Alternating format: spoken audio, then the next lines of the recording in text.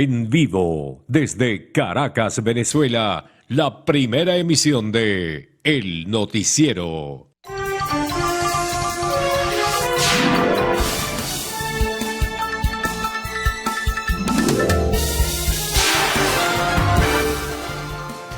Muy buenos días, Venezuela. Feliz jueves 27 de agosto, ya casi terminando el mes. Nosotros, por supuesto, muy felices de estar con ustedes en este despertar, en esta mañana, en donde pues les traemos las informaciones de las últimas horas a nivel mundial y obviamente en nuestro país. Ricardo, muy buenos días para ti. Hola, buenos días, Kareli. ¿Cómo amaneces? Muy bien, con mucha energía. Ah, qué bueno, yo amanecí con un poquito de sueño. Vamos a ver cómo nos vamos emparejando en el resto del día. Saludos a todos en casa. Bueno, comenzamos la jornada, como siempre, acompañándolo en estas primeras horas de la mañana. Para nosotros es un gusto poder entrar a sus hogares y estar allí en esos primeros minutos en los que la gente empieza a arreglarse, a preparar el desayuno, a arreglar todo lo que tiene que ver para enfrentar este jueves, ya finalizando el mes, como dice Kareli, y además finalizando esta semana. También, importante. Bueno, vamos a saludar a todas las personas que están conectadas a la transmisión a través de nuestra cuenta en Instagram, el _noticiero Televen. También tenemos la señal abierta que llega a todo el país. Televen Max, aquí nos vemos, nuestra cuenta en YouTube, Televen TV, y nuestras otras dos redes sociales, TikTok y también X, el _noticiero Televen. Ricardo, y cuando en Venezuela decimos aquí nos vemos, es porque aquí nos vemos, eso es un compromiso, eso es una cita, eso es formal. Miren, por eso la nueva opción de streaming de Venezuela llega justamente con ese compromiso. Televen Max, aquí nos vemos. Más de 100 canales de aquí y de allá con la programación que te gusta y con paquetes de hasta 110 canales. Entre en televenmax.com.be, descargue y disfrute sin instalaciones, sin cableado y sin decodificador. Televen Max, aquí nos vemos. Bueno, ahí tienen esa opción, Televen Max, para seguirnos viendo, y vamos a iniciar de inmediato con las informaciones. Claro que sí, Ricardo. Una pensión ubicada en la parroquia Santa Rosalía se encuentra en riesgo. Esta semana una parte de la estructura colapsó y la otra está seriamente comprometida. Es una vivienda con una data de más de 100 años, donde las 18 personas que viven allí en su mayoría son de la tercera edad, que no tienen otro lugar donde acudir. Hola, muy buenos días. Gracias por este contacto que estamos estableciendo desde la parroquia Santa Rosalía, exactamente entre la esquina Candilito a la esquina Tablitas. Hay que mencionar que esta estructura colapsó, parte de ella, el día lunes en la noche. Es una vecindad, es una pensión de al menos 18 personas, la mayoría de ellas de la tercera edad. A ellos le pidieron desalojar, pero lastimosamente no quieren acudir a un refugio provisional porque dicen que este es el único lugar donde tienen para vivir. Estos aproximadamente 40 años la señora María viviendo en este sitio, y ustedes pueden observar al fondo cómo quedó lo que era una de las habitaciones que estaba funcionando como un depósito. Esto sufrió daños cuando el terremoto se agrietó, vino Protección Civil, la alcaldía, colocaron etiqueta amarilla, pero este lunes 24, como ustedes pueden observar, parte de la estructura pues se dio, y ahora sí le están pidiendo desalojar. La señora María se encuentra aquí a mi lado. Venga por acá, por favor. ¿Cómo se encuentra usted que, bueno, 40 años viviendo acá con su hija, con su nieta? Es una función, es también un negocio. Sí. Ante esta situación de desalojo. Bueno, es preocupante porque primero no tengo para dónde ir. Y segundo, bueno, quiero que nos ayuden a solucionar el problema que tenemos, porque este es el único sitio de vivienda. Uh-huh. Ustedes me comentaba que estaba esperando que Protección Civil acudiera nuevamente. Sí, porque ellos nos prometieron el lunes que ellos iban a venir el martes a demoler el frente y a recoger todos los escombros, y estuvimos todo el día afuera, y hasta ahorita, mire, ya hoy es miércoles y no se han presentado. Bueno, muchas gracias. Esta es parte de la información que se maneja hasta el momento. La señora María, junto con 16 personas más, viven en este lugar y no tienen a dónde acudir. Ella lo acaba de mencionar, está esperando que las autoridades se acerquen nuevamente a tumbar lo que quedó de esta estructura para que no siga cediendo y comprometiendo la que está adentro. Con esta información devuelvo el contacto al estudio. Adelante. Bueno, gracias Vanessa. El caso de la señora María puede ser el de muchos otros venezolanos Claro que en este sí. momento se encuentran en una situación similar. Esperemos que haya una pronta resolución de estos temas. Vamos a continuar con otras informaciones. Fíjense que la alcaldía de Chacao, acá en el estado Miranda, avanza en el plan de recuperación de infraestructura tras las recientes afectaciones sísmicas. Más de 400 obreros están trabajando de forma simultánea en la rehabilitación de 42 edificios de un lote inicial de 600 inmuebles priorizados bajo estrictos criterios técnicos de urgencia. Nuestro compañero Manuel da Silva tiene los detalles.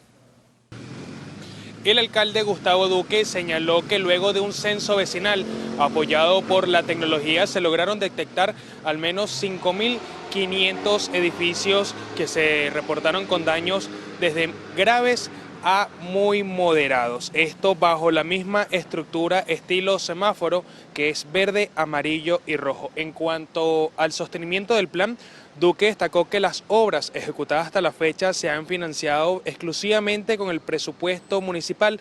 Sin embargo, anunció que se suma el apoyo directo de la empresa privada, en este caso con algunas aseguradoras. Asimismo, confirmó que mantiene gestiones activas para recibir asistencia internacional, cuyos protocolos técnicos toman tiempo, mientras permanece la espera de la asignación de recursos nacionales para ampliar la cobertura de los trabajos a un mayor número de afectados. Para las familias que quedaron sin hogar, el mismo Gustavo Duque, el alcalde de Chacao, señaló que los mantienen en distintos hoteles acá del municipio. Se habla de alrededor de 400 habitaciones y siguen beneficiadas, por supuesto, con todo lo que es la alimentación. Nosotros, por supuesto, vamos a seguir dando cobertura a todo lo que ha dejado el sismo, no solamente en el municipio de Chacao, sino en diferentes puntos de Venezuela, para llevarles a ustedes la información. Este es mi aporte para la misión matutina. Adelante.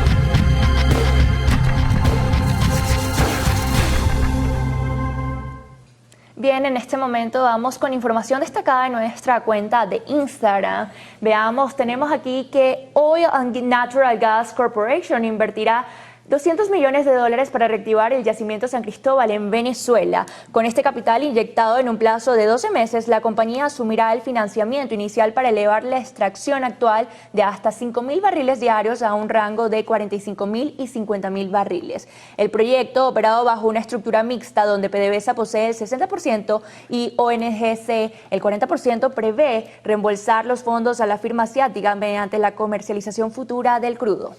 OEA reitera su constante apoyo a las comunidades venezolanas afectadas por los sismos. El secretario general de esta organización, Albert Ramdin, a través de su cuenta en X, advirtió sobre el impacto reflejado en las cifras oficiales de la emergencia. Ramdin indicó que el organismo mantiene una respuesta institucional activa mediante el Comité Interamericano para la Reducción de los Desastres Naturales.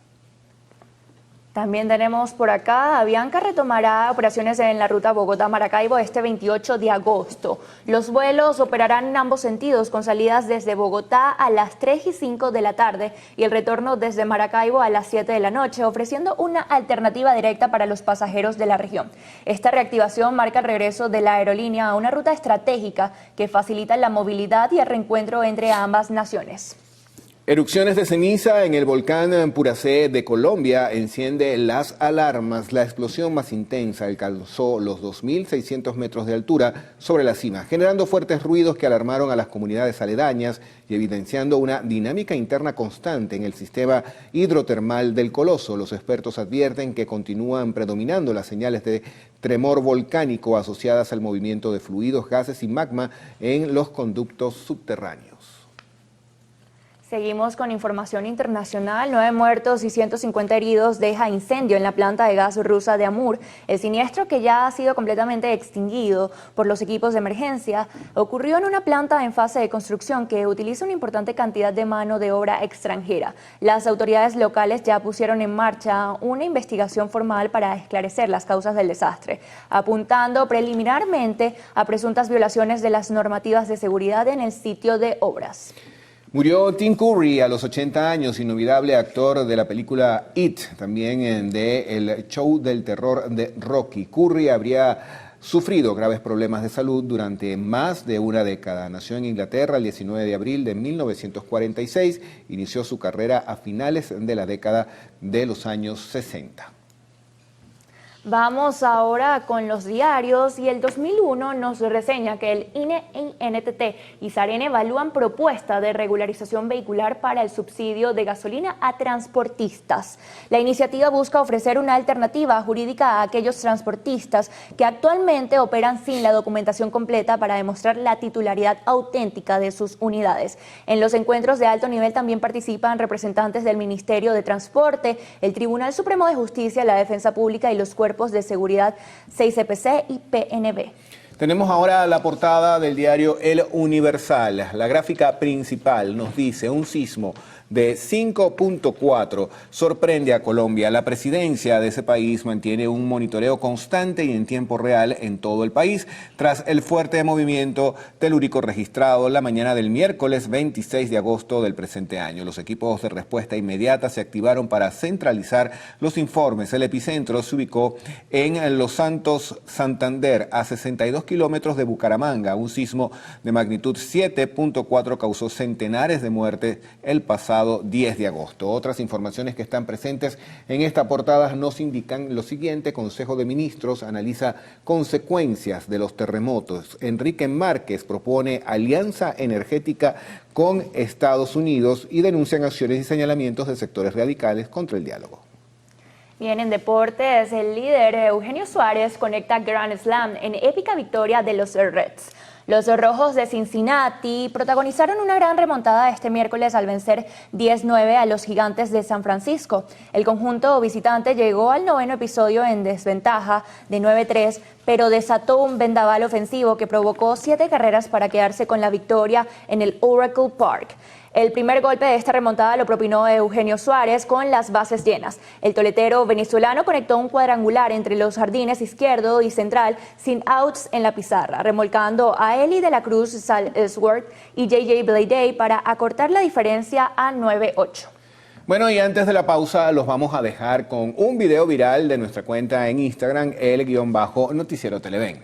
Tus pulmones están sanos, todo lo que había se fue. Con estas palabras de su madre, el pequeño Ciro Barrera, un niño argentino de 11 años, recibió la noticia de que había vencido el cáncer tras un largo tratamiento. De acuerdo a la información difundida junto al video, el niño, al escuchar los resultados de sus estudios médicos, no pudo contener la emoción y abrazó a su progenitora.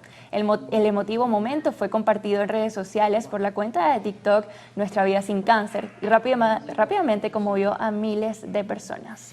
Bueno, un hermoso video y de verdad que bendiciones tanto para Ciro como para todos los niños y todas las personas que tienen esta enfermedad, que encuentren una pronta cura. Claro que sí, desde acá les mandamos muchísima fuerza y bueno, pronta recuperación para esta batalla. Así es. Llega el momento de hacer nuestra primera pausa acá en la primera emisión del noticiero. En la próxima parte revisaremos los titulares de la prensa regional. Ya venimos.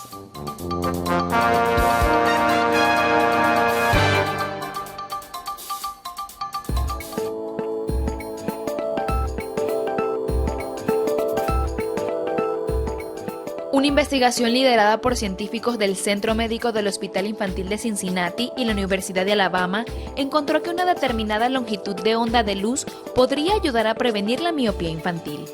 El estudio se concentró en la luz índigo, presente de forma abundante en la luz solar, pero escasa en muchos sistemas de iluminación LED utilizados en interiores. En experimentos con musarañas arborícolas, cuyos ojos tienen características similares a los humanos, los investigadores encontraron que la exposición a longitudes de onda índigo entre 419 y 446 nanómetros evitó el desarrollo de miopía inducida experimentalmente.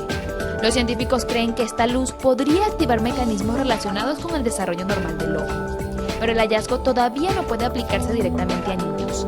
Se necesitan estudios en humanos para comprobar si el efecto se repite. Mientras tanto, los especialistas destacan una medida ya respaldada: favorecer que los niños pasen más tiempo al aire libre, donde reciben el espectro completo de la luz natural. Adalys Freites, Televen.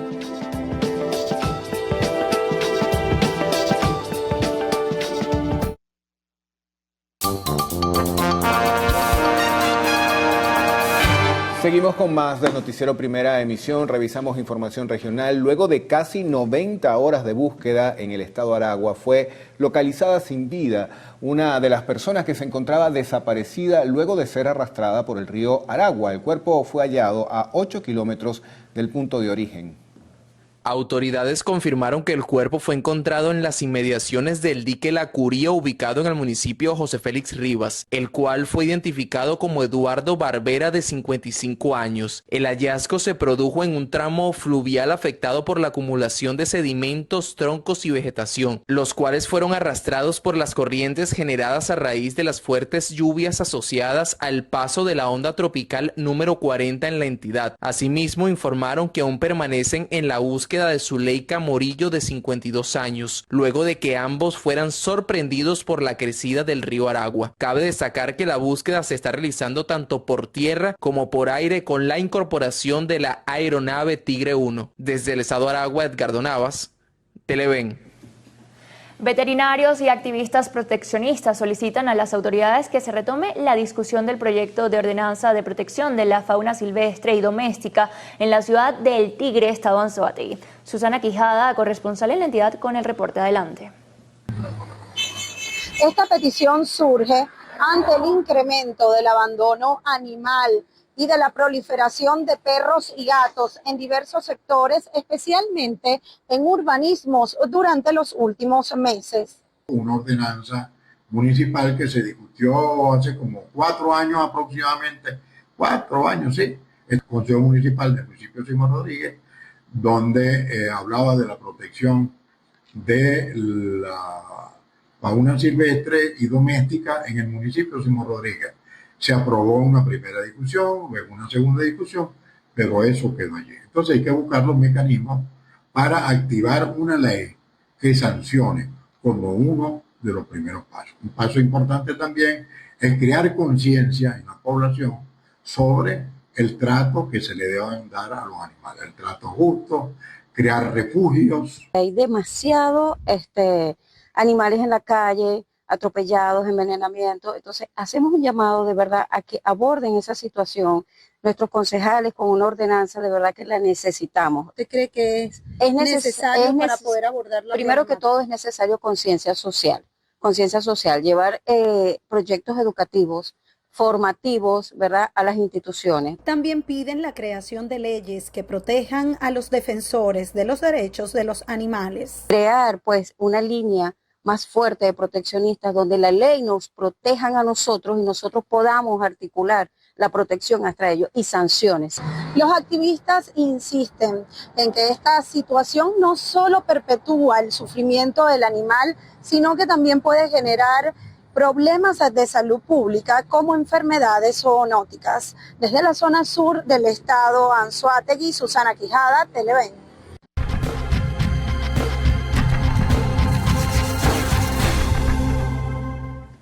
Seguimos con más información regional, nos vamos al estado Lara. Tenemos una información que tomamos del diario La Prensa de esta entidad. Calles anegadas y complicaciones en el tránsito tras fuertes lluvias en la ciudad de Barquisimeto. Los comerciantes se apresuraron a recoger su mercancía para evitar pérdidas, mientras que los transeúntes buscaban dónde resguardarse de las intensas precipitaciones que no tardaron en anegar las calles. Al oeste de Barquisimeto se registró el aumento del caudal del dren que conecta a las comunidades Santa Isabel y San Francisco al oeste de la ciudad. La avenida principal del sector Los Pocitos quedó inundada y conductores guardaron sus motocicletas para que éstas no fueran arrastradas ante los altos niveles de agua. Pasamos al estado Bolívar. En el diario La Primicia, 10 años sin servicio de agua constante tienen en residencia Angostura. Señalan que han tenido que adaptarse a un horario de racionamiento que los ha obligado a cambiar completamente su rutina. A juicio de los vecinos, es una incoherencia que el estado Bolívar, teniendo 2 grandes ríos, el servicio de agua sea tan deficiente.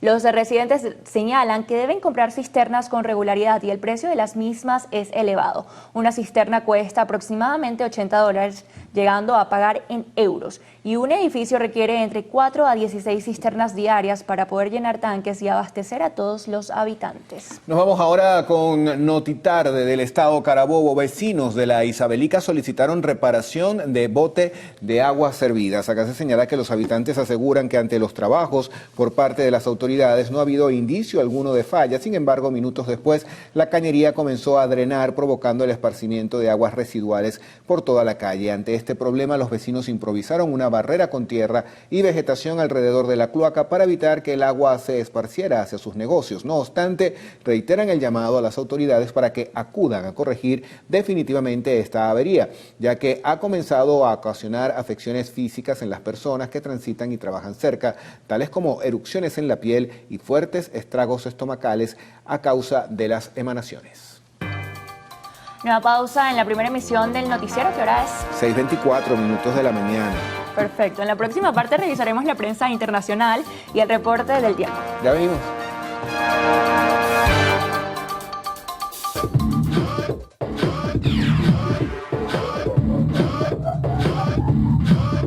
En 1996, la telefonía móvil cambió para siempre con el lanzamiento del Motorola StarTAC.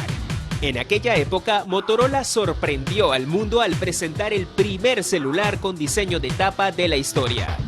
Al cerrarse, cabía perfectamente en la palma de la mano o en el bolsillo de una camisa, transformando de la noche a la mañana a un objeto puramente utilitario en un accesorio de deseo, elegancia y estatus. Con apenas 88 gramos de peso, el StarTAC no solo demostró que la tecnología podía ser ultra compacta y ligera, sino que también popularizó innovaciones adelantadas a su época, como la alerta por vibración y el uso de baterías de litio. El StarTAC redefinió la cultura pop de finales de los 90 y fue el precursor del teléfono moderno como una extensión de nuestra personalidad. Sin duda, dejó un espíritu de innovación compacta que hoy vive en los sofisticados smartphones plegables del mercado actual. ¿Y tú tuviste uno? Ricardo Raad, TV.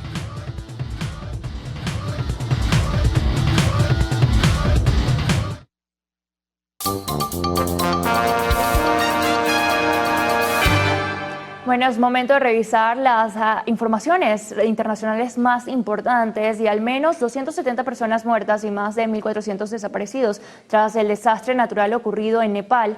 La prensa estatal de China reportó 3 fallecidos en su territorio. Bueno, por el momento equipos de rescate están trabajando a contrarreloj para encontrar vida entre los escombros y el lodo. Las autoridades han declarado la zona como de desastre durante 3 meses, el área afectada por esta riada. Vamos a ver el reporte que nos tiene la agencia de noticias AFP.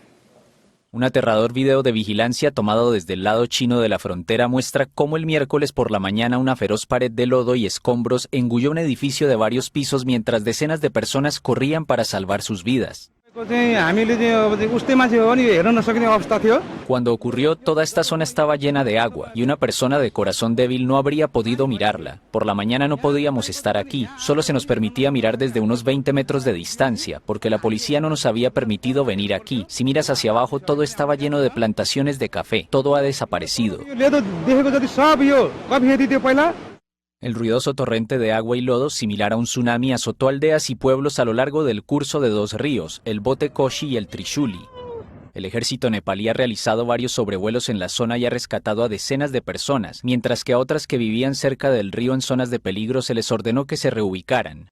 Muchos de los desaparecidos son turistas extranjeros, informaron las autoridades sobre este desastre, que según el Servicio Geológico de Estados Unidos fue causado por el colapso de un glaciar que provocó un flujo de escombros y repercusiones catastróficas posteriores.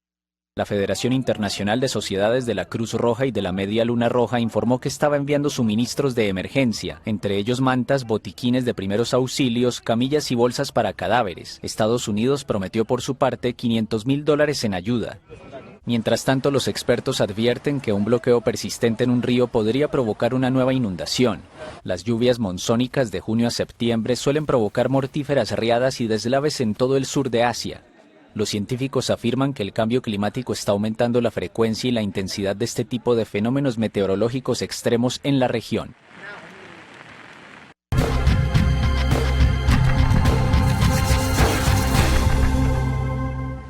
Nota del portal Swissinfo nos dice lo siguiente: un muerto y 10 heridos en un ataque con automóvil en Francia. Un hombre embistió con su auto a un grupo de personas en la ciudad de Caen, esto está ubicado al oeste de Francia, según informaron fuentes oficiales. Los hechos ocurrieron tras una pelea, añadió una fuente policial. El conductor huyó del lugar, pero fue posteriormente detenido a unos 20 kilómetros del hecho.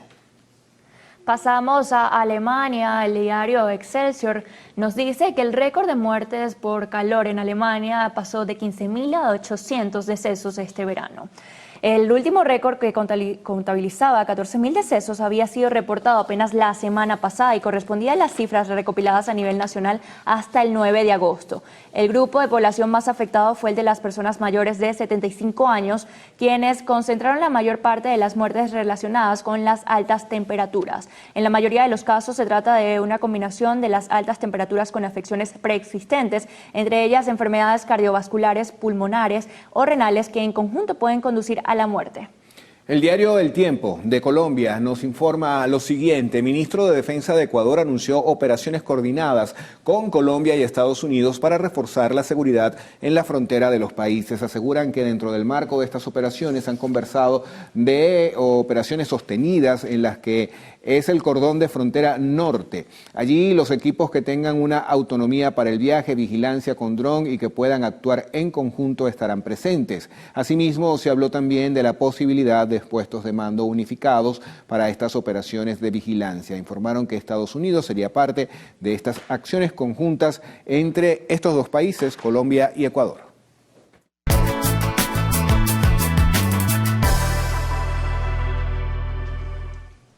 Revisemos las condiciones del tiempo gracias al reporte que nos da el INAME para las próximas 6 horas. Venezuela amanece con abundante nubosidad y lluvias. Se esperan precipitaciones con descargas eléctricas en Sucre, Bolívar, Amazonas, Portuguesa, Lara, Falcón y Zulia. San Carlos amanece parcialmente nublado con una mínima de 23 grados centígrados y una máxima de 31. En Barinas, abundantes precipitaciones con una mínima de 23 y una máxima de 30. Y pasamos a San Cristóbal con abundantes precipitaciones y una mínima de 18 con máxima de 23 grados centígrados. Recuerde que este reporte es válido hasta las 12 del mediodía de hoy. Para más información ingrese a la página web www.iname.gov.be. Vamos ahora con Ricardo Salmerón.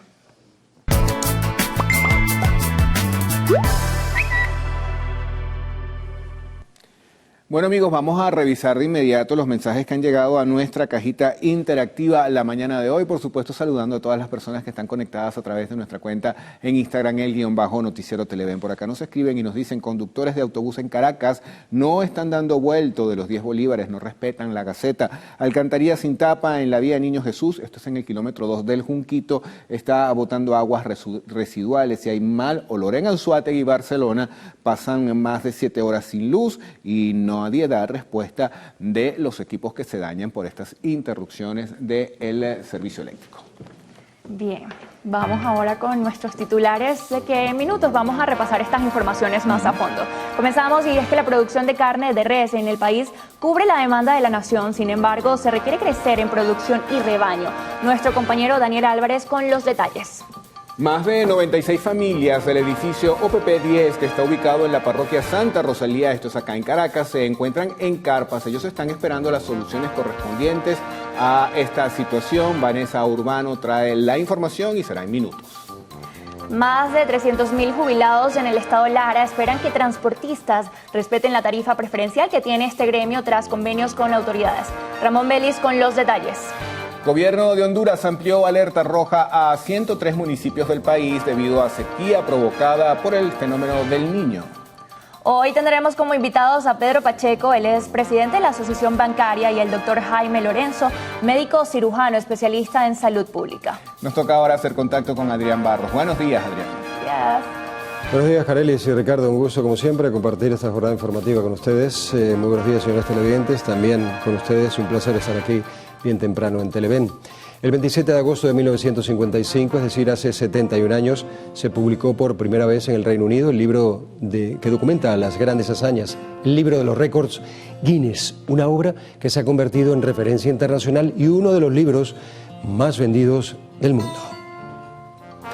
Hacemos, como siempre, una pausa a esta hora. Más adelante, el presidente colombiano, Abelardo de la Espriella, encargó a la nueva cúpula de las fuerzas militares combatir con mano dura a los grupos guerrilleros y estructuras criminales del país. Ya venimos con esto y más.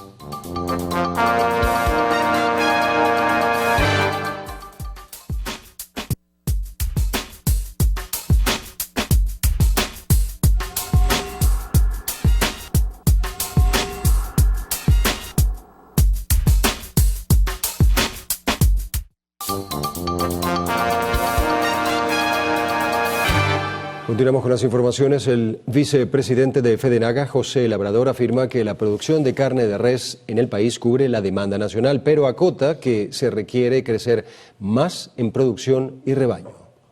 Anualmente beneficiando 1,5 millones de cabezas. Eso está representando per cápita por persona entre 12 y 13 kilos. Pero a eso se le suma la producción de aves, la producción de ovinos, caprinos y suinos y por supuesto de especies acuícolas. Producimos solo 0,2 litros de leche por hectárea.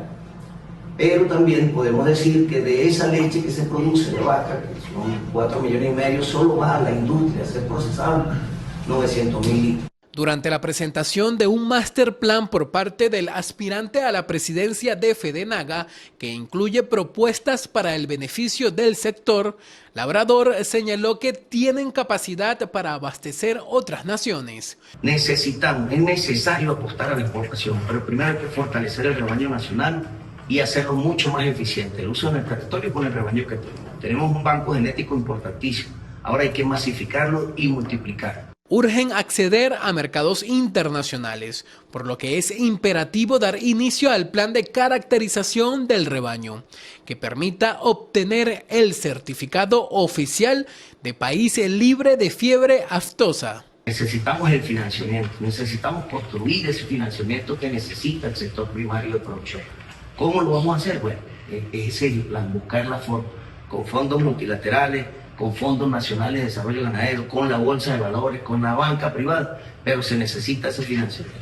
El Fondo Monetario Internacional tiene cerca de 8,000 millones de dólares que pudieran ser desarrollados para programas de producción de alimentos. Labrador también informó que entregaron a la Asamblea Nacional una propuesta para la reforma de la ley penal que regula la actividad ganadera. Las importaciones de carne, Labrador señaló que son muy pocas, pues el mercado nacional pone entre 98 y 99%. Daniel Álvarez Rojas, Televen. Gracias, Daniel. Diversos dirigentes del sector agrícola denuncian la continua llegada y descarga masiva de diversos productos alimenticios en los puertos venezolanos, pese a los anuncios oficiales sobre la restricción de importantes para proteger la cosecha nacional. Los representantes agrícolas señalan un distanciamiento entre el discurso ministerial y la llegada de barcos al territorio nacional, cargados de maíz amarillo, arroz paddy y azúcar refinada. Aseguran que hasta la semana pasada las cifras de importación superaron las 127 toneladas. Afirman que el cargamento de maíz rebasó considerablemente los registros de años anteriores, representando una amenaza para la producción nacional. También alertan sobre las graves consecuencias que este flujo de mercancía importada tendrá sobre la cosecha del ciclo de invierno en el país. La firma energética India Oil and Natural Gas Corporation invertirá $200 millones en nuestro país en los próximos 12 meses para reimpulsar el yacimiento San Cristóbal, con el objetivo de elevar la producción de entre 4.000 y 5.000 barriles diarios de petróleo actuales a un rango de 45.000 y 50.000 barriles de crudo diario. El proyecto autorizado por Estados Unidos asigna a PDVSA una cuota mayoritaria del 60% y 40% a la participación india, buscando recuperar la capacidad operativa tras las sanciones. El esquema proyectado contempla un mecanismo de financiamiento reembolsable con la comercialización futura del crudo. La aerolínea Avianca anunció la reactivación de la conexión aérea directa entre Bogotá y Maracaibo para el próximo viernes 28 de agosto, restableciendo nuevamente una ruta que conecta a Colombia con el occidente de Venezuela. De acuerdo con la programación inicial, el vuelo desde Bogotá hacia Maracaibo tendrá su salida a las 3:05 de la tarde, mientras que el servicio de regreso desde Maracaibo hacia la capital colombiana está previsto para las 7 de la noche, ofreciendo una buena alternativa de traslado para pasajeros de ambos países. La presidenta encargada de la República, Delcy Rodríguez, reafirmó que continúan avanzando en la rehabilitación integral de viviendas y restauración de todos los servicios públicos en las zonas afectadas por los terremotos. Durante un Consejo de Ministros, Rodríguez ofreció un balance de la gestión para atender la emergencia. Entre las acciones impulsadas desde el Ejecutivo Nacional, destacan el Plan de Protección Habitacional, con el cual ya han sido entregadas 377 nuevas viviendas, con la meta de alcanzar 4.000 antes de que finalice este año, así como la intervención de más de 13.000 edificaciones a través del Plan Venezuela Renace, que ha beneficiado a 66.000 personas. La jefa de la representación opositora en la mesa de diálogo, Dinora Figuera, notificó la recepción de un informe sobre la situación de la libertad de prensa en Venezuela y destacó su importancia de cara a las próximas jornadas de conversaciones. El texto, elaborado por Miguel Enrique Otero, representante de la Comisión de Libertad de Prensa e Información de la Sociedad Interamericana de Prensa, documenta el deterioro de la libertad de expresión en el país entre 1999 y agosto de 2026. En él se enumeran al menos 297 emisoras cerradas, más de 100 periódicos desaparecidos y 62 portales informativos bloqueados. El informe plantea la publicación de un registro transparente de las concesiones y sanciones de Conatel, garantías de debido proceso, restitución de equipos e infraestructuras incautadas y la revisión de los bloqueos digitales bajo estándares internacionales. Hasta la fecha, 23.354 toneladas de ayuda humanitaria ha recibido Cáritas de Venezuela para los afectados por los terremotos el 24 de junio, señalando que poco más de 20.000 toneladas, que representa el 86,5%, ya ha sido distribuida. La organización indicó que las 3.130 toneladas restantes se encuentran en stock, ya listas para próximas entregas. Precisó que el agua potable ha sido el insumo más distribuido, con 43% del total, seguido de alimentos con 41%, productos de higiene personal con 11%, ropa donada 5%. Desde Cáritas exhortan a mantener las contribuciones, advirtiendo que la crisis luego de los sismos está lejos de terminar. La ONG Amnistía Internacional denunció el carácter parcial y restrictivo de las excarcelaciones recientes de presos políticos y exigió al Estado venezolano una respuesta integral a la situación de los detenidos que incluya una liberación inmediata e incondicional, al acceso garantizado de una comisión de Naciones Unidas para verificar las condiciones de los recluidos. La organización subrayó que la libertad de estos ciudadanos no puede quedar supeditada a medidas limitantes de derechos, por lo que también plantearon la necesidad de que los excarcelados queden protegidos frente a nuevas acciones judiciales injustificadas. El centro penitenciario Rodeo 1 sigue estando bajo observación de Amnistía Internacional, luego de que se reportaran denuncias relacionadas con presuntas torturas, desapariciones forzadas y malos tratos. La organización Project Hope, en alianza con el Departamento de Estado de los Estados Unidos, destinó una inversión superior a los $200.000 para la renovación de diversos centros asistenciales en nuestro país.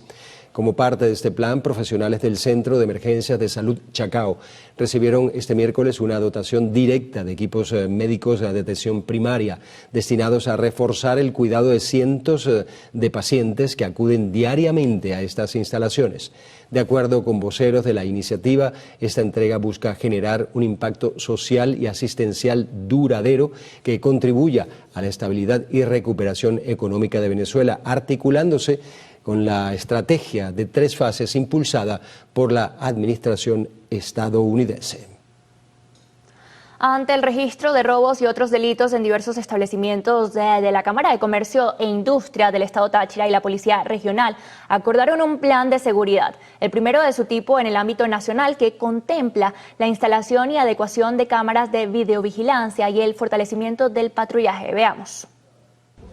Esta iniciativa busca integrar los sistemas de seguridad privada de las empresas al monitoreo de los organismos de protección ciudadana para agilizar la respuesta ante cualquier hecho delictivo. Las cámaras de seguridad en nuestro establecimiento que den y que apunten hacia la calle para poder tener puntos de visualización y ayudar a la Policía del Estado Táchira y a los órganos de seguridad en el desenvolvimiento rápido de los casos puntuales de delincuencia. El plan prevé abordar de manera directa a las empresas afiliadas al gremio para evaluar el estado de sus sistemas de vigilancia y optimizar la cobertura en los puntos comerciales más transitados. Nosotros tenemos alrededor de 460 empresas afiliadas a la Cámara de Comercio, las cuales vamos a empezar a visitar junto con la Policía del Estado Táchira y empezar con este plan de acción inmediato por la seguridad del Estado. Por su parte, el cuerpo policial conformará un equipo de coordinación conjunto y la información se procesará en tiempo real desde la sala situacional de la institución para coordinar un patrullaje más efectivo y preventivo en la entidad. Ese grupo de coordinación comience con un proceso de diagnóstico en el territorio para ver quiénes tienen cámara, quiénes no tienen cámara, qué hay que hacer para adecuarlas al momento. Y de esa manera, en la sala situacional de la Policía del Estado Táchira podemos manejar en tiempo real qué está ocurriendo en los diferentes espacios donde los agremiados tienen presencia. En Táchira, Fabiola Niño, Televen. La feligresía católica de la diócesis de Barinas tiene nuevo pastor luego de que el Papa León XIV nombrara como obispo de esta circunscripción eclesiástica a Monseñor Juan de Dios Peña Rojas. Monseñor Peña, de 58 años, se desempeñaba desde 2015 como obispo de la diócesis del Vigía San Carlos del Zulia. Nacido en Acequias, Estado Mérida, fue ordenado sacerdote el 22 de agosto de 1992 y recibió la ordenación episcopal en 2016. Monseñor Peña también preside actualmente la Comisión Episcopal de Cultura y Bienes Culturales de la Iglesia Venezolana. Un enorme bloque de hielo que cayó a un río desde un glaciar a miles de metros pudo haber provocado el desastre en Nepal y el Tíbet, que ha dejado por el momento al menos 290 muertos y más de 1.300 desaparecidos. Entre los desaparecidos figuran numerosos extranjeros provenientes de 28 países. Muchas personas han sido evacuadas en difíciles operaciones aéreas de rescate. Autoridades trabajan a contrarreloj para hallar a más personas con vida. El poderoso deslave destruyó pueblos enteros con sus mercados, vehículos, viviendas y edificios que quedaron sepultados o arrastrados por la corriente.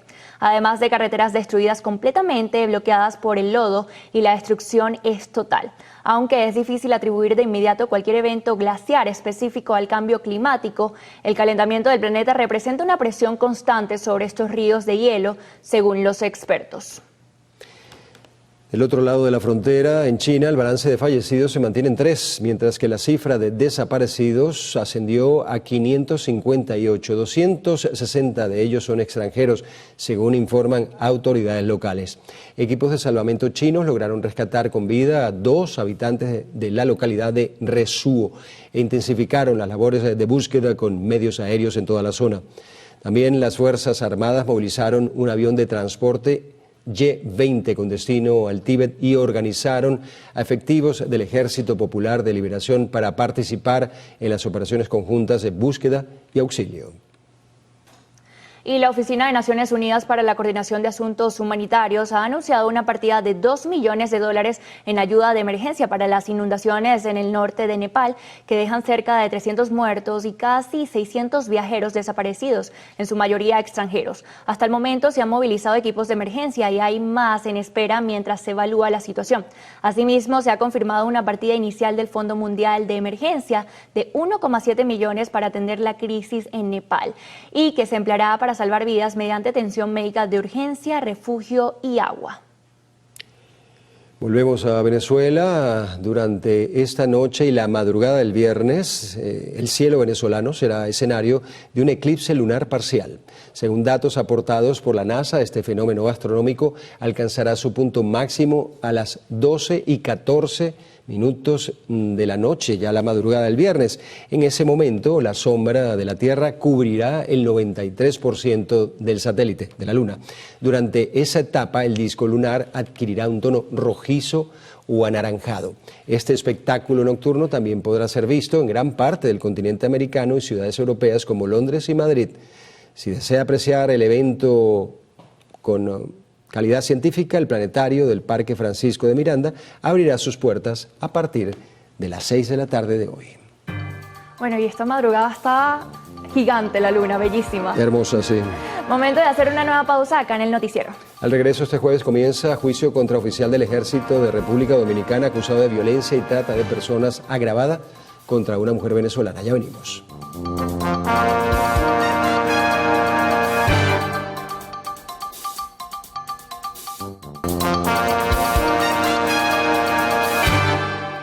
Más de 96 familias se encuentran en carpas soportando sol y lluvia producto de los daños severos por los terremotos que sufrió el edificio OPP 10, ubicado en la parroquia Santa Rosalía del municipio de Libertador. 2 meses tienen esperando por las evaluaciones y reparaciones correspondientes. La Avenida Sur 1, donde está la iglesia Santa Rosalía, es una calle que permanece cerrada porque está siendo utilizada como campamento provisional. Son al menos 115 carpas que albergan a todas las personas que vivían en esta OPP 10. Y es que no solo los pasillos están gravemente afectados, los apartamentos también presentan daños. Hay unos que sí tienen daños muy graves, que hay que tumbar 3, 4 paredes, y como el 5 allá es mampostería, ¿sabes? El tema de pasillo o personas que hicieron paredes en el medio para es un peso también y están fracturadas y esas las tienen que demoler. Problemas graves de mampostería se observan en la edificación de la OPP 10. Acá estamos en la planta baja y ustedes pueden observar cómo esta pared se desprende de lo que es el ascensor de esta edificación, que tiene 12 pisos, pero si nosotros continuamos caminando por acá, por esta planta baja, se observan paredes caídas en lo que eran 4 locales comerciales, pero esta situación no solo se observa en planta baja, también en los pisos de arriba.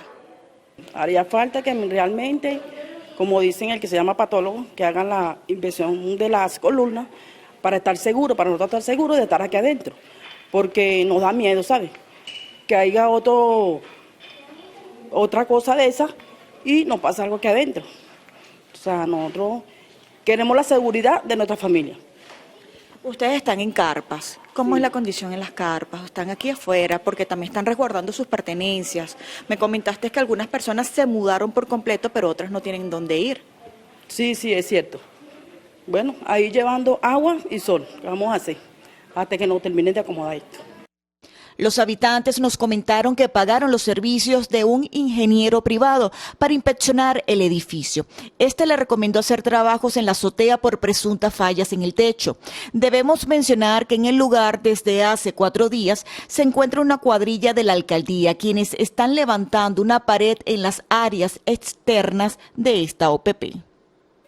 Y es que no solo son problemas de mamposterías y de verificación de columnas las que deben realizarse. Acá, desde hace mucho del terremoto, este edificio presentaba fallas de filtración, problemas graves de filtración que deben ser inspeccionados. Vanessa Urbano, Televen. Gracias, Vanessa. La ONG Provea exigió al Estado venezolano un registro público y actualizado de los desaparecidos tras los terremotos del 24 de junio. Afirman que la última cifra de 157 personas es del 25 de junio. El silencio oficial fue roto parcialmente cuando el gobernador de La Guaira, Alejandro Terán, notificó a medios internacionales que en la entidad se habían reportado unas 1.579 personas desaparecidas. Sin embargo, la tarea de cuantificación corre actualmente por cuenta de iniciativas como la página web Desaparecidos Terremoto Venezuela, en donde la cifra registrada asciende a 29.527 desaparecidos. Cerca de 600.000 toneladas de escombros han sido recolectadas en el estado de La Guaira, según informó el ministro de Relaciones Interiores, Justicia y Paz, Diosdado Cabello. Al día de hoy, a las 4 de la tarde, estaba reunido el Consejo de Ministros, ya se habían recogido el 29,5%. Eso es para sacar la cuenta, alrededor de 600.000 toneladas o un poquito más, quizás. Cabello destacó que estas labores de saneamiento se han ejecutado de manera responsable hacia centros de acopio especializados. Trabajadores y jubilados del Sindicato de Trabajadores de la Enseñanza se concentraron frente a la sede del IPASME para denunciar que la institución les niega la atención en materia de salud. Finanzas no le ha pagado y que por tal motivo no nos pueden atender. Cuestiones que es entre gobiernos, que no es culpa de nosotros y tenemos más de 6 meses que no somos atendidos. Y hay personas por operaciones, rehabilitación y citas que no lo están atendiendo, jugando con la salud de los trabajadores. Cada vez que vienen aquí a una atención médica son rechazados. Cuando ellos pagan IPASME, señores autoridades, ellos pagan IPASME. Este edificio es mantenido por los educadores. Entonces no puede ser que estén atendiendo en estos momentos a personas que no son educadores, cortesía, pero es entre comillas, porque es una cortesía y tienen que pagar. ¿A dónde cae ese dinero? No sabemos. Entonces, el docente que está cancelando y necesita urgentemente ser atendido, no lo están haciendo. En este sentido, los trabajadores también exigen el pago del bono vacacional a los docentes, beneficio que no les ha sido cancelado. Más de 300.000 jubilados en el estado Lara esperan que los conductores del transporte público respeten la tarifa preferencial que tiene este sector tras los convenios firmados con la autoridad metropolitana. Este miércoles se realizaron una movilización y allí estuvo nuestro compañero Ramón Vélez, quien nos amplía esta información. Sí, gracias por el contacto. Este comité de jubilados llevó a cabo una movilización por las principales calles de Barquisimeto, esto en exigencia a las autoridades correspondientes en atender directamente la situación que están presentando con el transporte público. Aseguran que este problema les ha ido afectando, ya que algunos choferes de líneas que prestan el servicio en Barquisimeto no les están recibiendo la cancelación de la mitad del pasaje tal cual como lo estipula la ley. Escuchemos. Con carnet o sin carnet nos tratan mal. Exigimos que se nos respete ese derecho que nos corresponde. Es medio pasaje y tenemos muy maltrato de estos señores. Debe haber, por favor, la gente de la alcaldía de este instituto, por favor, nosotros existimos. ¿O es que ustedes no tienen a bueno los taxistas y los que están el alcalde y toda esa gente que maneja esta institución no tienen abuelos o no van a ser pensionados y no van a llegar a tercera edad? Entonces nosotros exigimos respeto en la calle, no estamos pidiendo, estamos exigiendo como un derecho constitucional. Este comité de jubilados también entregó un documento en el CENIAC para exigir información con relación al 9% de aporte que realiza el sector privado para beneficiar directamente a este sector. En el estado Lara, Ramón Vélez, Televen. Gracias, Ramón. Este jueves comenzará el juicio contra un oficial del Ejército de República Dominicana acusado de violencia de género y trata de personas agravada contra una mujer venezolana. De ser condenado, podría estar enfrentando hasta 20 años de prisión. Las denuncias sufrieron varios aplazamientos desde 2022, cuando se presentaron por primera vez. De acuerdo con la información del caso, Orlando Ramírez Medina habría convencido a su expareja Mildred Rivas Felizola vía redes sociales, de viajar a República Dominicana junto a su hijo menor de edad, ofreciéndole mejores condiciones de vida para luego explotarla laboral y sexualmente, agrediéndola físicamente en múltiples ocasiones. Al ser examinada, la joven presentaba heridas contusas y múltiples traumas en el cráneo y las piernas, así como trastornos de ansiedad, insomnio y depresión. La nueva embajadora de Países Bajos realizó la entrega formal de sus cartas credenciales a la presidenta encargada de Venezuela, Delcy Rodríguez. Los certificados presentan a Carmen González como embajadora extraordinaria y plenipotenciaria de la nación neerlandesa. Al encuentro asistieron personalidades del gobierno nacional como el canciller venezolano Félix Plasencia y el viceministro para Europa y América del Norte, Oliver Blanco, mientras que a González la acompañaron otros miembros de la delegación de Países Bajos como Jasper Burr, cónsul y jefe de administración. Asimismo, a estos nuevos nexos internacionales se sumó el día de hoy la visita al Palacio de Miraflores del nuevo coordinador residente de las Naciones Unidas en Venezuela, Álvaro Rodríguez. Ante el paso de las ondas tropicales por nuestro país, la alcaldesa de Caracas, Carmen Meléndez, llamó a la prudencia y conciencia ciudadana para que no arrojen basura ni otros desechos a los ríos y quebradas con el fin de evitar desastres. Porque todo baja, todo busca su cauce también, y si nosotros le obstaculizamos el cauce de las quebradas con esos desechos tan grandes que lanzamos por una quebrada, bueno, va a tener consecuencias. Consecuencias en los que viven cerca de la quebrada, y entonces va arrasando, va arrastrando, y vienen los deslizamientos, y viene pues el peligro, y debemos tener pues todas las medidas de prevención allí en los que están a la orilla de un río, de una quebrada. Meléndez también se refirió al reciente desbordamiento del río El Valle y la crecida del río San Pedro en Macarao, que ocasionaron destrozos en vías y vehículos, alertando también a las familias que viven cerca de estos afluentes que están en riesgo. Durante este mes de agosto, especialistas médicos reportan más de 800 intervenciones quirúrgicas realizadas en el Hospital Dr. Tulio López Ramírez de Barrancas del Orinoco, municipio Sotillo del estado Monagas.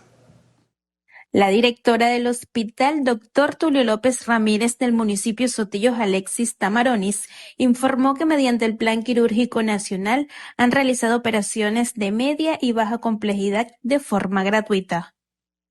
Garantizar el bienestar de la salud del pueblo de Sotillo es fundamental. En nuestras instalaciones hemos atendido a personas, pacientes, con el programa quirúrgico electivo de cirugía general, reconstructivas, ginecológicas y pediátricas, mejorando de esta forma el bienestar integral de cada sotillense. Detalló que hasta ahora han atendido a pacientes de los municipios Uracoa, Libertador y del estado del Tamacuro. Desde el estado Monagas, Lacey San Luis, Televen. ¿Le ha pasado que sabe perfectamente que algo le hace daño, como comer en exceso, pero su mente rápidamente inventa una excusa para justificarlo? Hoy analizamos la disonancia cognitiva, un concepto fundamental de la psicología social que explica esa molestia mental que sentimos cuando nuestras acciones no coinciden con nuestros pensamientos y como el cerebro prefiere autoengañarse antes que reconocer su error. Esta teoría fue desarrollada en 1957 por el psicólogo Leon Festinger en la Universidad de Stanford. Festinger demostró que el cerebro humano no soporta la incongruencia. Cuando una idea y una acción chocan, se genera tensión psicológica. Estudios de la Universidad de Emory revelan que para apagar esa incomodidad, el cerebro desactiva temporalmente las áreas del razonamiento lógico y activa las redes de autojustificación, hasta convencernos de que lo que hicimos está bien. El mecanismo afecta nuestra vida diaria en todos los niveles. Se evidencia cuando alguien mantiene una relación tóxica con un trabajo que detesta, cuando gastamos dinero en algo innecesario y nos convencemos de merecerlo, o cuando defendemos una opinión política, incluso cuando nos muestran pruebas de que estamos equivocados. Aunque la autojustificación nos protege del estrés y cuida nuestro ego, nos impide crecer.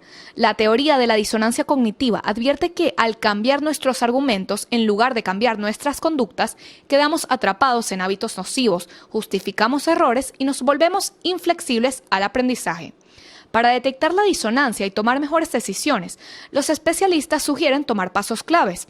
Primero, identifique la incomodidad. Cuando siente esa culpa o tensión luego de tomar una decisión, no busque excusas de inmediato.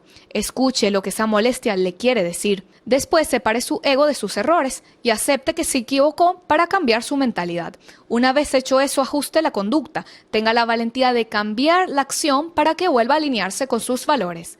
El cerebro siempre va a buscar la forma de proteger el ego, pero esa comodidad muchas veces nos aleja de nuestros valores. Por eso debemos superarla, aceptar nuestro error y empezar a vivir con coherencia. Momento de revisar los números que mueven al país. Vamos a ver lo que nos tiene preparado Fabián Campos en Flash Económico.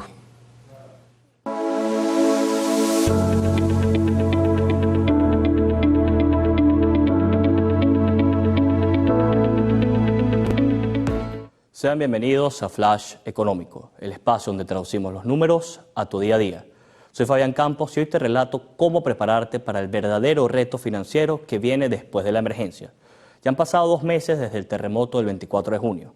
Para muchos, la emergencia inmediata ya pasó y la rutina parece haber vuelto. Sin embargo, en términos de bolsillo, el verdadero impacto financiero para miles de hogares apenas está comenzando. Vamos a ver de qué trata.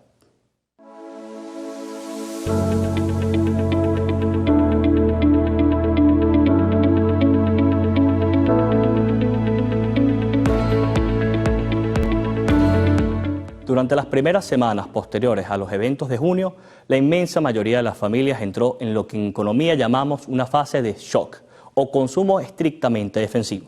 La reacción natural fue la cautela, se congelaron salidas, se frenaron las compras no esenciales y se priorizó llenar la despensa y asegurar medicamentos por pura prevención psicológica. Pero ahora estamos entrando de lleno en la segunda ola económica. ¿Qué significa esto y por qué impacta directamente en tu presupuesto familiar? Significa que las reparaciones y los arreglos de las viviendas no se cancelaron, simplemente estaban postergados. En este punto, una gran cantidad de hogares empieza a cotizar materiales, evaluar presupuestos, contratar mano de obra y reparar aquellos daños que se dejaron para después. Aquí es donde generalmente el verdadero choque presupuestario llega. Este gasto extraordinario de reconstrucción llega para competir frente al mercado del mes, la temporada escolar, los servicios básicos y la comida diaria. Es un desembolso no planificado que presiona fuertemente el flujo de caja y obliga a buscar alternativas de financiamiento o acuerdos de pago flexibles. Sabiendo que esta segunda ola de desembolsos ya está en marcha, no podemos permitir que desequilibre nuestras finanzas. Aquí tienes tu plan de acción, tanto para la administración de tu casa como para la gestión de tu negocio. Para el presupuesto del hogar, aplica la jerarquía de seguridad. Lo estético puede esperar. Resolver lo estructural a tiempo evita que el daño se multiplique y termine saliendo mucho más costoso. Reparar por fases y evita sobreendeudarte de golpe. No intentes solucionar todo en una sola semana si eso significa vaciar tus reservas de emergencia o asumir compromisos financieros asfixiantes. Para los comercios y ferreterías, ofrece flexibilidad en las condiciones de pago. El consumidor busca alivio para su liquidez inmediata. Implementar esquemas de pago fraccionado, financiamiento en cuotas o beneficios de pronto pago permitirá concretar ventas que de otro modo quedarían congeladas por la falta de liquidez puntual. Y esto nos lleva a la pregunta del día. Muchos nos han hecho llegar: Fabián, si los daños en mi casa son leves y el dinero está apretado, ¿me conviene endeudarme ahora mismo para arreglarlos o es mejor esperar? La respuesta técnica es que atiende riesgo, posterga el adorno. Si el daño compromete la seguridad de tu familia o puede agravarse con el paso del tiempo, como una filtración o falla eléctrica, postergarlo saldrá mucho más caro a mediano plazo. En resumen, la etapa de recuperación entra ahora en su momento más importante. Administra las reparaciones con cabeza fría, programas tus gastos por fases y no comprometas la tranquilidad económica de tu hogar por querer resolver todo de la noche a la mañana. Y este es el tip del día. En tiempos de reconstrucción, la verdadera solidez de una casa no se mide solo en el concreto de sus paredes, sino en la disciplina y la prudencia con la que cuidas el presupuesto de tu hogar. Soy Fabián Campos y nos vemos en un nuevo segmento para seguir actualizando tus finanzas aquí en Televen.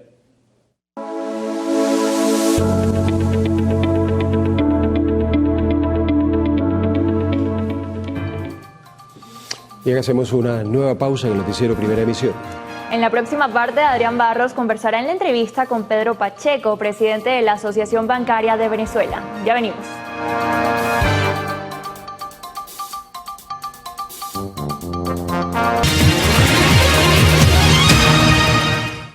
A continuación vamos a revisar la realidad económica y financiera de nuestro país. Nos acompaña el licenciado Pedro Pacheco Rodríguez, especialista en finanzas y presidente ejecutivo de la Asociación Bancaria de Venezuela.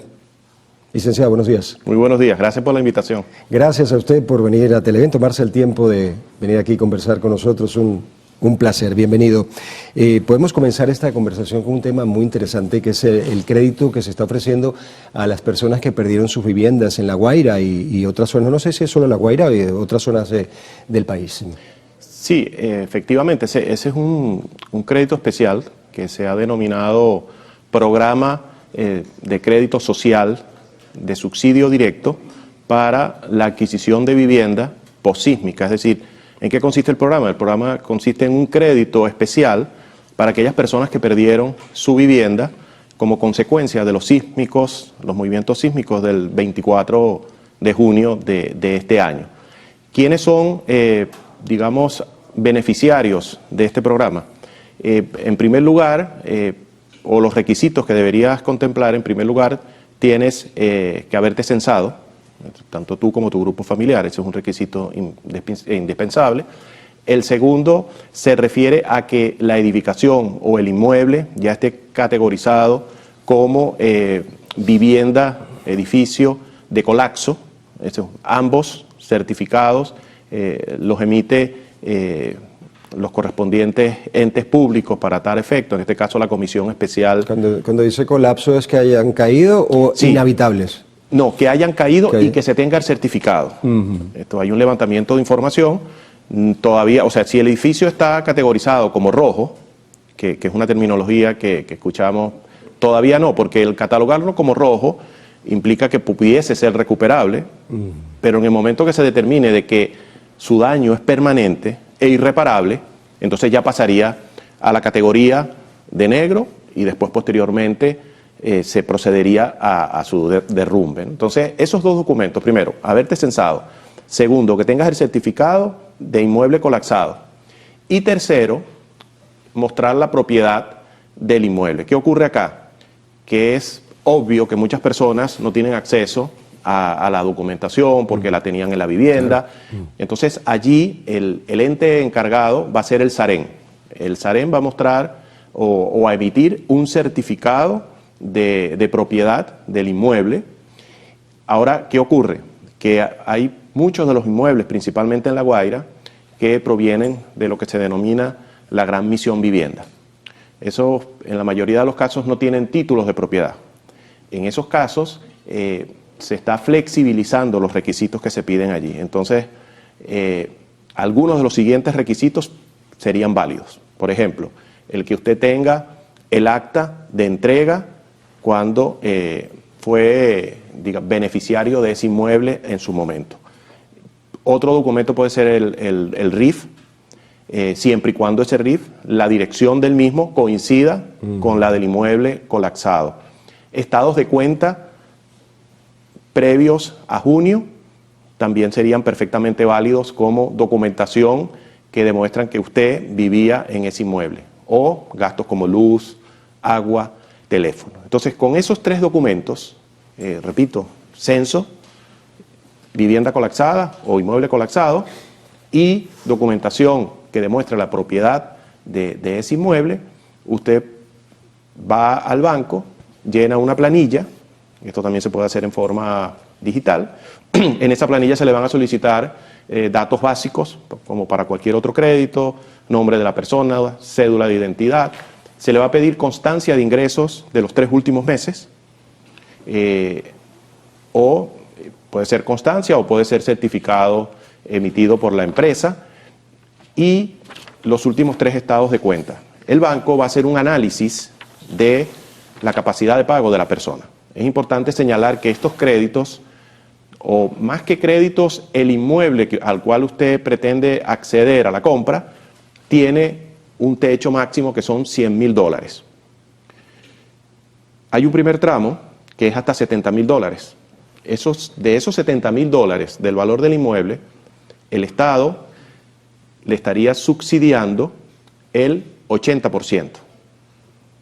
Es decir, si usted es aspirante a un inmueble que tiene un costo de $50,000, se le estaría subsidiando el 40%, el 80%, que serían $40,000, y el resto, es decir, $10,000, serían los que financiaría, en este caso, el Estado, pero utilizando a la banca privada como un administrador mediante la figura de un fideicomiso. Cuando hablamos de subsidio de ese 80%, quiere decir que no se va a pagar eso, eso lo pone el Estado. El Estado. No se va a pagar. Entonces, ese crédito, siguiendo el ejemplo de los $10,000, va a tener un año de gracia, es decir, durante ese año no se va a pagar ni capital ni intereses.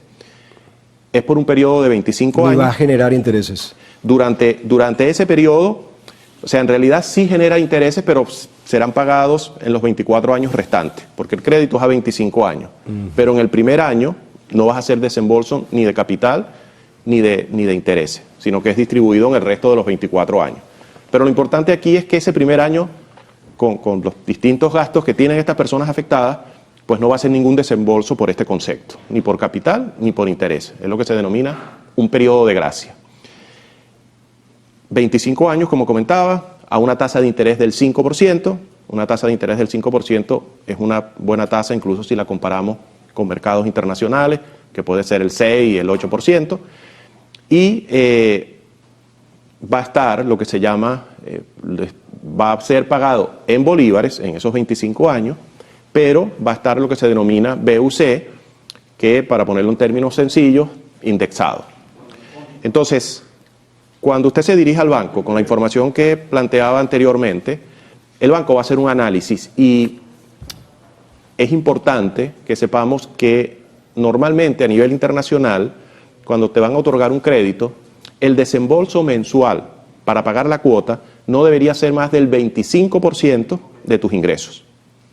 Entonces, en el caso de este ejemplo que estamos tratando, de $50,000, que al final se te convierte en un préstamo de $10,000 y que lo vas a pagar en 25 años, lo que tú vayas a pagar mensualmente no puede ser más del 25% de tu sueldo. En este caso... ¿Y si no tengo sueldo? En este caso, solamente como referencia, te estaría quedando una cuota de $60 mensuales, pagaderos en 25 años. Por lo tanto, esos $60 no puede representar más del 25% de tu sueldo. En este caso, estos $60 mensuales, pues obviamente que es un subsidio, incluso si lo comparamos con lo que puede costar una habitación. Claro, tú comentas que si es alguien que no tiene sueldo, es alguien que está, digamos, desempleado.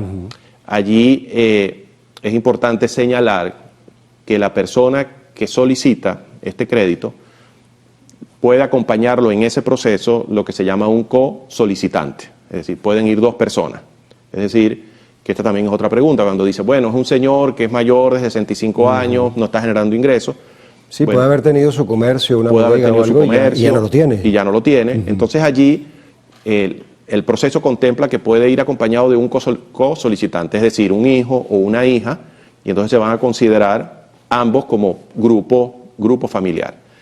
Estos son procesos que se están revisando constantemente. Repito, aquí la banca privada lo que actúa es como un administrador mediante la figura de fideicomiso de esos fondos, y lo que hemos visto desde que se inició, desde que se anunció, es que los distintos requerimientos están enmarcados dentro de lo que es el contexto de dificultad que se entiende que en este momento tienen los afectados. Por eso, la flexibilidad en el caso de la Gran Misión Vivienda de no pedir el documento de propiedad, porque en algunos casos nunca fue entregado, sino que pueda ser suficiente el demostrar que usted vivía allí mediante pago de luz, pago de agua o de cualquier otro servicio, es una flexibilización.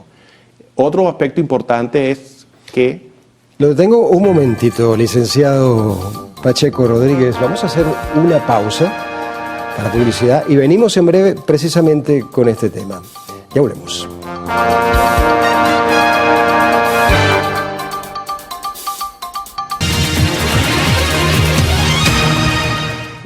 Continuamos conversando con el licenciado Pedro Pacheco Rodríguez, presidente ejecutivo de la Asociación Bancaria de Venezuela, sobre esta nueva ley no ley, sino estos créditos que se están dando con muy buenas condiciones, pero sí es importante que la gente vaya, y ahí quedó la conversación, que vaya directamente, ¿no?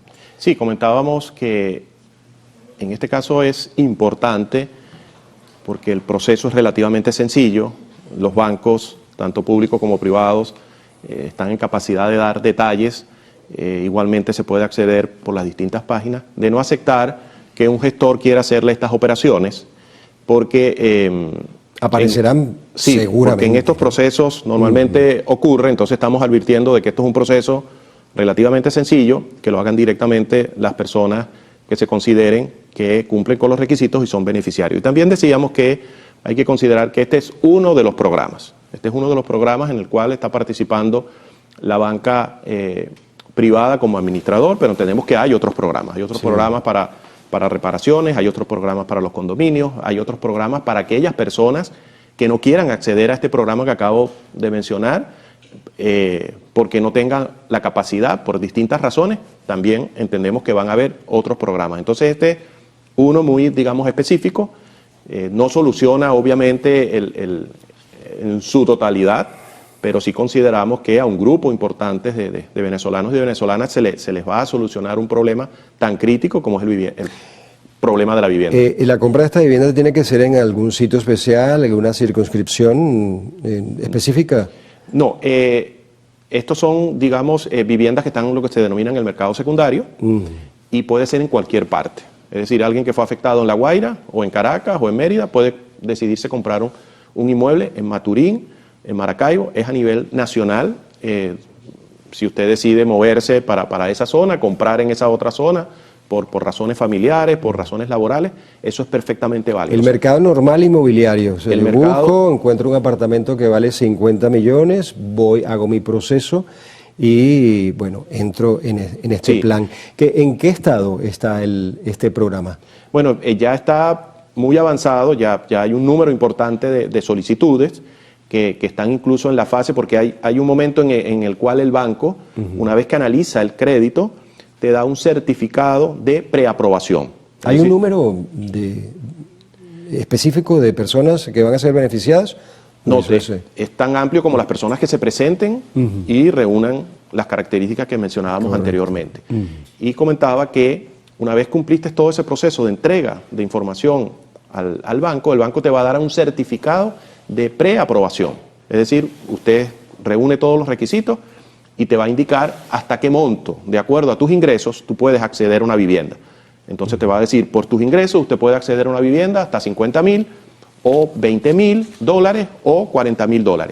Con ese certificado de preaprobación ya usted puede ir a buscar ese inmueble. Por supuesto, puedes hacerlo desde ahora, pero ya con mucha más seguridad, porque sabes que tienes un crédito preaprobado. Ese respaldo, ¿qué bancos?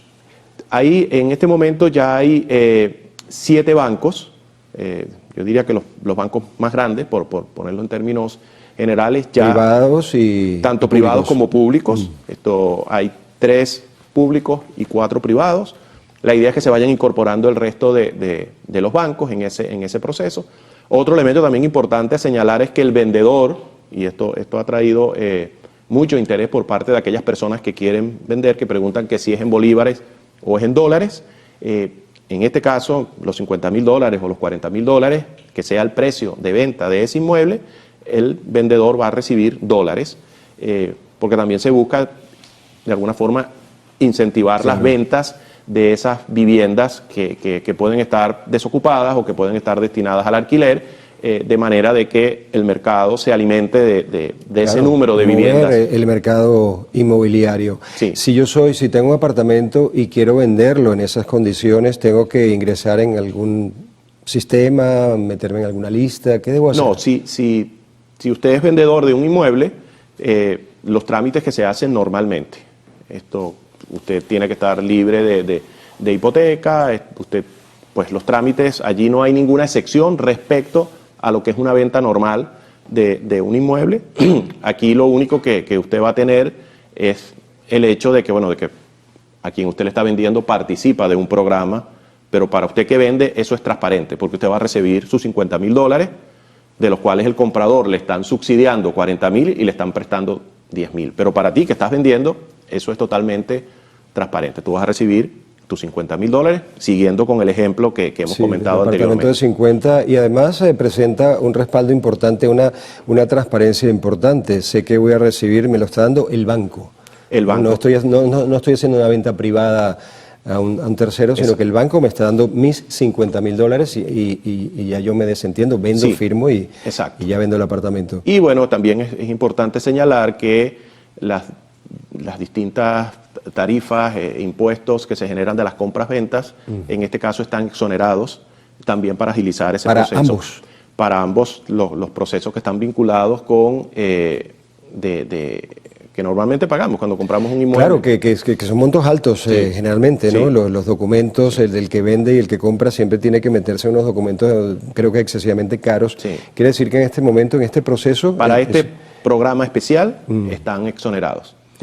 Toda esa información se puede conseguir en las páginas web, incluso en la Asociación Bancaria de Venezuela, paso a paso, pero también en cualquiera de estos bancos, repito, están plenamente capacitados para ir el que se considere beneficiario de esto y explicarle paso a paso lo que yo he hecho acá en forma obviamente muy resumida por temas de tiempo, pero que creo que da una visual de este programa y que, repito, no soluciona el problema de déficit habitacional que tiene el país, pero sí creemos que toda aquella persona que se beneficie de este programa y resuelva un problema tan grave como es el tener acceso a una vivienda, él y su familia, consideramos que en este momento tan crítico de las personas que han sido afectadas por los movimientos sísmicos del 24, nos parece que soluciona un problema para este grupo de personas. No, ha quedado muy claro. Poco el tiempo, pero ha quedado muy claro. Hay otro tema que está en la opinión pública y es el aumento de las tarifas, que no es un aumento porcentual. Creo que el monto máximo no se ha superado, pero sí ha habido un aumento. Ya la gente ha notado que cuando hace un pago móvil, una transferencia, hay un recargo diferente. Esto es producto de cosas como el encaje legal, que podemos explicarlo si tenemos el tiempo de explicarlo un poquito para que la gente entienda dónde comienza esa cadena que lleva a esta medida de subir los fees, como le llaman, ¿no? Sí. Este tipo de cosas. Mira, comento muy brevemente y para ponernos en contexto, ¿no? Porque no necesariamente es un tema que la audiencia y el ciudadano de a pie tiene que dominar en detalle. Licenciado, antes de que comience a explicar esto, vamos a hacer una pausa. Volvemos en minutos con esto del encaje legal y donde termina, digamos, esa cadena que es el aumento de los fees bancarios por pago móvil, transferencias y este tipo de cosas. Estamos conversando con el licenciado Pedro Pacheco, presidente ejecutivo de la Asociación Bancaria de Venezuela. Ya venimos.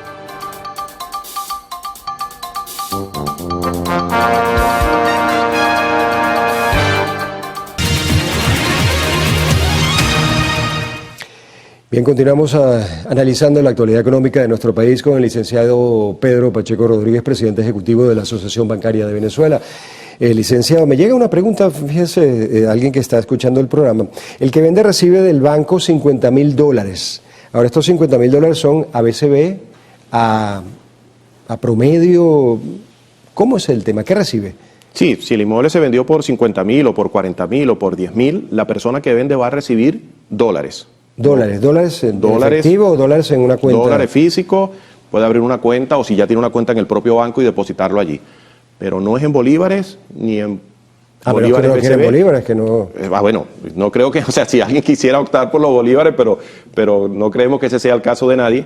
Pero la respuesta rápida y concreta es, sí, en dólares es lo que va a recibir el Además, dólares limpios y transparentes, ¿no? Porque es un dinero que va a poner el banco en tu cuenta con una trazabilidad impecable. Claro, y a la hora de una transferencia, a la hora de usted utilizar esos dólares, está evidenciado que proviene de la venta de un inmueble.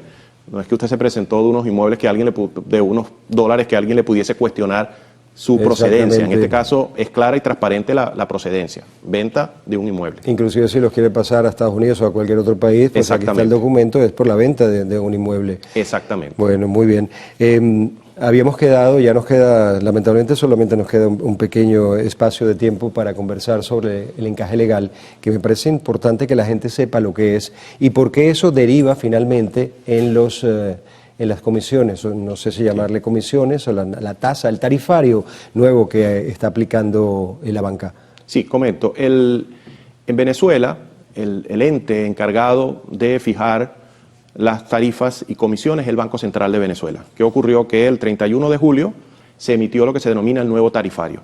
El nuevo tarifario está compuesto por 231 servicios, ítems, como queramos llamarlos, renglones. De esos 231, hay 107 que corresponde a comisiones. Valga la redundancia, comisiones es un porcentaje sobre una cantidad. De esos 109, ninguno fue modificado, se mantiene exactamente igual. El resto, que son tarifas, es decir, que usted lo paga en bolívares nominales, tenemos que analizar de que al ser bolívares nominales pierden valor en el tiempo. Y ese tarifario, desde el 2022 al 2025, nunca fue ajustado. Ahí hubo una pérdida de valor. El año pasado, en octubre del 2025, se hizo un ajuste y hoy nuevamente se está haciendo otro siguiente ajuste para de alguna forma recuperar el valor de esa tarifa de hace 5 años, de hace 6 años. Que inclusive está por debajo del máximo, ¿no? Exacto. Entonces, ¿qué ocurre con las comisiones? Cuando usted hace un pago móvil, que es el que entendemos en forma mucho más rápida, cuando usted hace un pago móvil, usted paga el 0.3%. Pero el que usted está pagando hoy es exactamente igual que el que pagó hace 2 semanas, hace 1 año, hace 3 años. ¿Dónde está la variante? La variante está en que si usted utiliza el pago móvil para un pago menor a 4.667, antes usted pagaba 2 bolívares, con el nuevo tarifario va a pagar 14 bolívares. Entendemos que hay un sector de la población que pasar de 2 bolívares a 14 bolívares puede ser significativo, pero hay que recordar que el poder adquisitivo de esos 2 bolívares hace 5 años o hace 1 año es totalmente, digamos, poco comparable con estos 14 bolívares actuales. Entonces, allí el tema de que también estos 14 bolívares, lamentablemente, porque seguimos en un esquema inflacionario, pues también van a ir perdiendo poder adquisitivo. Pero hay que señalar que estos servicios tienen un costo importante porque están vinculados con la tecnología. Y también es importante señalar que cuando usted recibe una tarjeta de débito o de crédito, o incluso la nueva tarjeta de contactless, el banco no cobra por esa tarjeta. Cobra si usted la pierde, si se la roban o la deteriora. En cualquier otra parte, esa tarjeta se paga. Acá en Venezuela, por este tarifario, se entrega en forma gratuita. Entonces, el análisis que hagamos sobre el nuevo tarifario tenemos que hacerlo en su conjunto, por los servicios que se da y tomando en cuenta de que había un rezago desde el 2022 que actualmente lo que se está haciendo es actualizar. Ahora bien, también algunos analistas han asociado el encaje con las comisiones. No necesariamente una cosa tiene que ver con la otra. Es decir, yo no soy analista y lo acabo de encadenar. Porque usted en cualquier parte del mundo, usted cobra comisiones, banco, usted va y le cobran una comisión por una tarjeta, por una transferencia, y en otras partes del mundo no hay encaje. Entonces algunos analistas han dicho, bueno, esto viene a compensar el encaje. No, esto viene a compensar de que las tarifas no se ajustaban desde el 2022 y viene a justificar un costo de tecnología. O sea, una tarjeta contactless es tecnología de vanguardia. Esa tarjeta tiene un costo de 4, 5 dólares. En cualquier parte te la pueden cobrar en 10, 20 dólares. Aquí no se cobra. Entonces, digo que no deberíamos asociar ambas cosas, porque van cada una por caminos distintos. ¿Qué es el encaje? El encaje es que usted por cada 100 bolívares que coloque en el banco, usted tiene que colocar en el Banco Central el 70%. Usted no, el banco. El banco, exacto. Entonces, de esos 100 bolívares que usted depositó, el banco coloca en el Banco Central 70 bolívares. Y le quedan 30 bolívares para prestar y cubrir sus costos operativos. ¿Ese porcentaje está a nivel internacional? ¿Es más alto, más bajo? No, este porcentaje en otros países lo puedes conseguir, puede haber países donde no existe, o puede haber países donde es del 10%, o puede ser del 20%. Nuestro caso es excepcional, es lo que se denomina, es un instrumento de política monetaria del Banco Central para controlar, digamos, la liquidez, porque estos 70 bolívares que se quedan en el Banco Central en el encaje, son 70 bolívares que no se pueden prestar. Y allí es cuando la gente solicita, bueno, ¿por qué el crédito no se incrementa? En parte porque están restringidos, están en el Banco Central. ¿Los créditos no salen de esos 70 bolívares? No salen de esos 70 bolívares. Salen de los 30. Salen de los 30. Y si el banco quiere aumentar el encaje legal, entonces ¿aumenta 30 o aumenta la parte de 70? Bueno, el banco tiene la posibilidad de, si no encaja los 70, bueno, se le genera un déficit. Si él decide de los 70 solamente colocar en el Banco Central 50, se le genera un déficit de 20, pero eso tiene un costo muy alto. ¿Pero puede hacerlo? Puede, en la dinámica, en la operativa, el banco puede llegar a un momento que tiene un déficit, porque tú das créditos, otorgas. Manejar la tesorería de un banco, en las actuales circunstancias, si hay algo que es estresante, es manejar una tesorería de un banco, justamente por todos estos variables que intervienen en la economía, liquidez.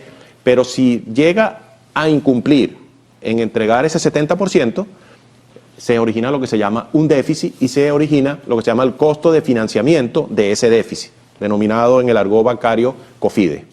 Licenciado, lamentablemente se nos acabó el tiempo.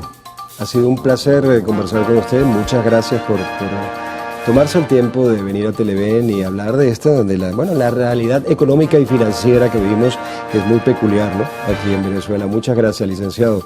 Licenciado Pedro Pacheco Rodríguez. En la próxima parte, Ricardo Salmerón va a conversar con Wickelman Ángel Paredes, presidente del Instituto Nacional de Capacitación y Educación Socialista, el INSES. Ya volvemos.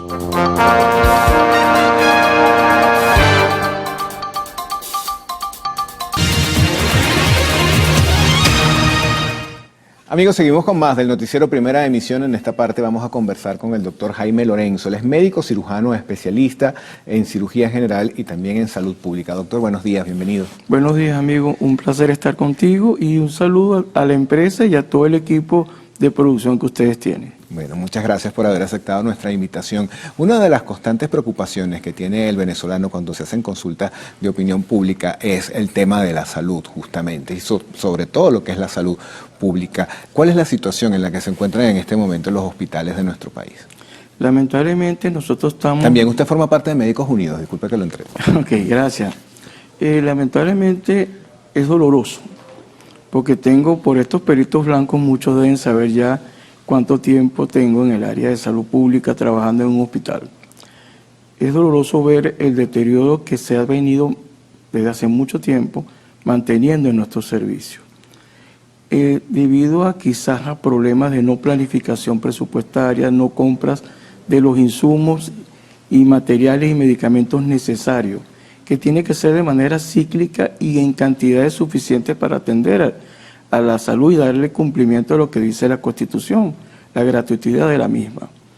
Lamentablemente, y también hay que agregar una falta de previsión o mantenimiento preventivo y correctivo de los equipos, y más aún con este problema de energía eléctrica que tenemos a nivel nacional, donde los cambios de la fuerza con que llega la energía eléctrica a cualquier casa o a un hospital, progresivamente van dañando los equipos. Ese deterioro completo nos lleva a situaciones que lamentablemente están volviendo a ocurrir, y digo volviendo porque la semana después del doblete de terremoto, hubo un importante ingreso de materiales a los hospitales por diferentes vías, pero ya volvemos otra vez a ver las denuncias en las redes sociales de las listas que se le entregan a los pacientes, ya sea para ingresarlo o para estudiarlo y diagnosticar o hacer seguimiento de una enfermedad previa. Ahora, fíjese, justamente ahí en ese punto vamos a detenernos porque se trata de salud pública, pero al paciente tener que costear los requerimientos para los procedimientos, se está casi que privatizando, por decirlo de alguna forma. Es una privatización indirecta, y ese es el nombre que le cabe. Cuando el gasto de bolsillo de un ciudadano tiene que colocar más del 10-15% de su dinero, de sus ingresos, en algún momento o hasta más, para atender un problema, una emergencia, un problema de salud. Eso nos está dando un indicador del deterioro de la atención médica en Venezuela.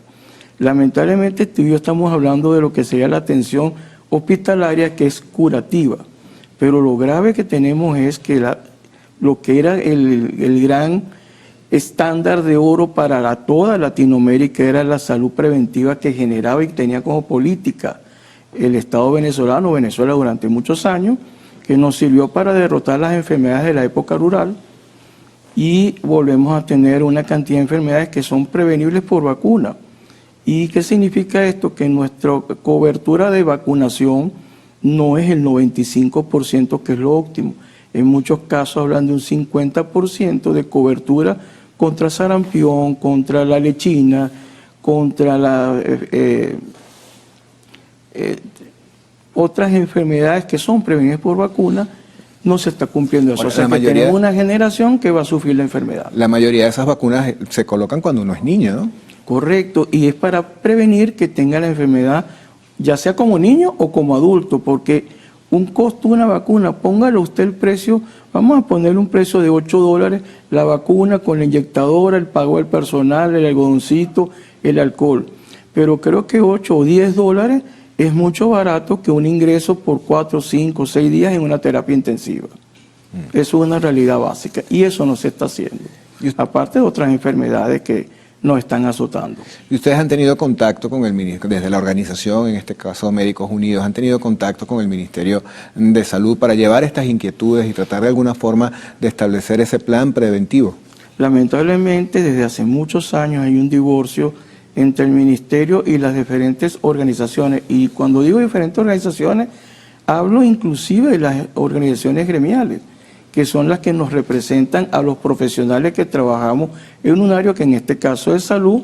Estamos hablando de casi 17 gremios profesionales que no son atendidos, no son escuchados Y ahí hay muchas, y aparte de organizaciones como la nuestra, donde hay un componente altísimo de formación y de experiencia que podríamos ayudar, y teniendo muy claro lo siguiente, que yo creo que es lo más importante para todos nosotros, deslindarnos o despojarnos del perfil ideológico partidista, porque salud es igual para cualquier persona, la atención hay que hacerla por igual, no importando el pensamiento ideológico al partido que pertenece, el color de tu piel, tu preferencia de género o tu nivel económico.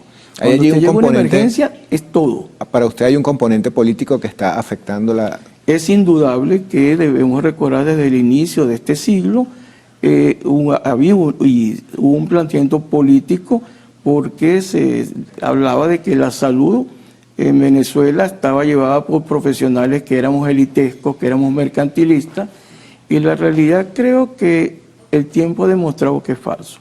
Durante el COVID, durante el mismo, lo que ocurrió el 24 de junio, en los momentos diferentes que el país ha necesitado al equipo de salud, los profesionales hemos estado ahí dando la cara. Ahora, doctor, usted decía que después del sismo se vio como un abastecimiento en los productos, en las necesidades que tenían los hospitales, y antes incluso algunos centros de salud me prestaban una atención un poco de mayor calidad, por decirlo de alguna forma. ¿Usted cree que esos son hechos aislados o eso es un programa que se está llevando, digamos, paulatinamente, de atención a todos los centros de salud, de mejoramiento de lo que puede ser las infraestructuras, de la entrega de insumos adecuados y de la modernización de los equipos? Lo que pasa es que quizás hice el comentario llevado por lo que yo presencié en los días después del terremoto. Esa dotación de que te hablé de muchos sectores fue de nuestro pueblo. Al hospital, yo cuando amanezco al día siguiente del terremoto, el jueves, cuando voy a hacer la revista con los muchachos de cirugía, me doy cuenta que estaba una cantidad de personas, de ciudadanos, con bolsas, muchas bolsas. Y se me acerca una señora de edad indefinible, porque no pude precisarla, y me dice: doctor, le entrego esto. Eran un paquete de una empresa farmacéutica con 5 litros de alcohol. Y me entregó la factura. Doctor, mire, esto es una donación que yo estoy haciendo, que yo compré. Eso fue lo que presenciamos en las primeras 24 horas. En nuestros pueblos, el que estaba alrededor de los hospitales, se volcó a las cadenas farmacéuticas a comprar. Después vino un poquito más de organización, y digo yo organización porque fue extendiéndose, y las empresas farmacéuticas y las empresas de equipos médicos privadas empezaron a llevar donaciones espontáneamente a todos los hospitales. El ministerio pudo comenzar a entregar materiales y medicamentos más o menos el viernes. Y hay que entender muchas cosas, de que no es fácil preparar una gandola y llevarla a cualquier centro del país, pero los hospitales que estamos en la primera línea fuera de La Guaira, que recordemos que La Guaira sufrió, sus hospitales tuvieron que dar el máximo con todas las situaciones de deficiencia y problemas de estructura. Los hospitales de Caracas fuimos la segunda línea, vamos a llamarlo así. Muchos fueron trasladados hasta la capital. No se imagina cuántos pacientes ¿no? fueron trasladados. Fue una jornada dura también. Sí, pero lo importante es eso que empezaste, esa primera fase fue del ciudadano. Luego vino la otra fase y luego vino esa tercera fase institucional, que fue muy importante, pero ya esos recursos desde hace más o menos una semana o menos ya no los estás contando en el hospital, porque vuelves a ver esas listas solicitando materiales para operar a alguien o cualquier otra cosa. Bueno, tenemos que hacer una pausa. Al regreso vamos a seguir conversando con el doctor Jaime Lorenzo, médico cirujano, especialista en cirugía general y también en salud pública. Hay un tema importante que es la formación de los médicos y la gran cantidad de médicos que se han ido del país, ¿no? Vamos a tocar ese tema al regreso. Ya venimos.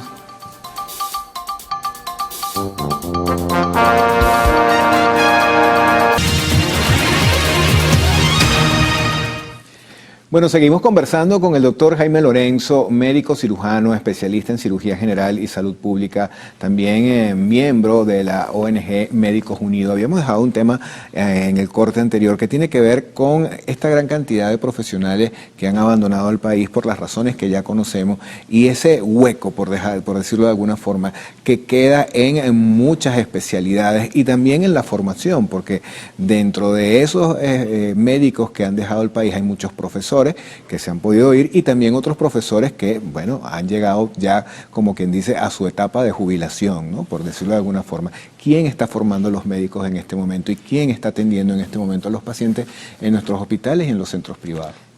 La pregunta pareciera sencilla, pero es muy difícil porque tomas dos temas muy importantes: educación y formación y el especialista o el médico ya formado. Lamentablemente, y digo yo lamentable porque el daño que ha ocurrido por las circunstancias que queramos, y eso puede ser hasta análisis de otro tipo, pero esa diferencia entre mi generación, aquellos que tuvimos la oportunidad de estar en el posgrado en la década de los 90 del siglo pasado, y ver los tiempos que estoy diciendo, tuvimos la oportunidad de tener hospitales que tenían deficiencia, no eran tacitas de oro, pero había deficiencia, pero era mínima. Yo podía recibir pacientes, prepararlos, estudiarlos, y estoy hablando en mi formación de posgrado, y ver el resultado del paciente operado, resuelto y todo eso. Y el estudiante de medicina, que aquí, gracias a hombres como Luis Racetti, José Gregorio Hernández y otros grandes hombres de la medicina venezolana, en la década de los 30 del siglo pasado también, dijeron que el médico necesitaba, el estudiante de medicina necesitaba una pasantía muy temprana en los hospitales para conocer la realidad del paciente, lo que sufría, ¿no? Esa forma de pensar es la que ha formado los médicos de aquella época hasta ahorita. Nosotros, el médico venezolano es precoz en ir al hospital, muy precoz. En otros países esa precocidad no existe. Entonces, si tú tienes un hospital que, independientemente que sea un gran hospital o un pequeño hospital, tienes estudiantes de medicina y tienes estudiantes de los posgrados, si el hospital falla, la deficiencia en la formación ya la está sintiendo este estudiante de medicina. Y si fallamos en la formación de nuestros especialistas, el daño va perpetuándose. Eso es lo que está ocurriendo ahorita. Primera parte, nuestros estudiantes de medicina no tienen la ventaja que tuve yo como estudiante de medicina en la escuela Luis Racetti, en la década de los 80, porque tenía un hospital universitario y hospitales con una capacidad de docencia tremenda y, lo más importante, una cantidad de recursos humanos con experiencia docente, con experticia en el área, y yo llegué a tener, la otra vez lo contamos, 96 especialistas en diferentes áreas de mi formación médica. Eso es un enorme número. Ahorita, ¿qué está ocurriendo? Ese número se ha disminuido por fallecimiento, jubilaciones, o que se fueron del país, o que han sido maltratados desde el punto de vista de sueldos y salarios, que otro punto que podríamos otro momento hablar. Eso genera una disminución del recurso que da la docencia. Eso, más la deficiencia de la fuerza que debe tener un hospital para diagnosticar, hacer seguimiento e investigación, esas tres cositas ya está creando una barrera de formación. Y si a eso le agrega la formación de nuestros especialistas, los jóvenes especialistas, ya tenemos un problema importantísimo. Ahora bien, entre mi generación y la generación de relevo, que debería estar los colegas que se graduaron como especialistas 20 años después de mí, ya yo tengo 30, esos se fueron. Y los que venían después de ellos también se fueron. Y es decir, entre mi persona y los que están en el hospital ahorita, hay por lo menos 4 generaciones intermedias que no están. O sea, tenemos un hueco. ¿Qué significa esto? Que esa experiencia de los años, esa experiencia del manejo de una gran cantidad de pacientes, incluso de nuestros errores, porque el error también enseña, no lo puedo transmitir sino a una generación que está bastante lejos, que le faltaría recorrer este camino. Eso es lo que estamos sufriendo en todo el sistema de salud, en todas las profesiones de salud. Y duele la decisión de irse, si bien es cierto el salario, pero yo pienso que definitivamente esa decisión fue muy clara de perspectiva de crecer en la vida. Fíjese, una cosa que es importante, porque mientras nosotros estamos padeciendo esa situación de la falta de esa formación médica, de ese trayecto que debe cumplir el médico, cuando los venezolanos que están afuera acuden a centros de salud, hacen la comparación entre lo que es la atención de los médicos en Venezuela y la atención de los médicos en esos otros países. Y una de las cosas que principalmente señalan es la humanidad del médico venezolano. Hay un tema allí de vocación que es importante, ¿no? En efecto, querido mío, por eso te traje a colación lo de la década de los 30. Ese roce temprano con el dolor del paciente, el dolor de la familia, en involucrarse más allá de la enfermedad, es lo que nos hace diferentes. Y lo vemos, lo está viendo ese venezolano, y otras nacionalidades en otros países, porque nosotros, cuando usted va a la consulta, yo te voy a ver a la cara.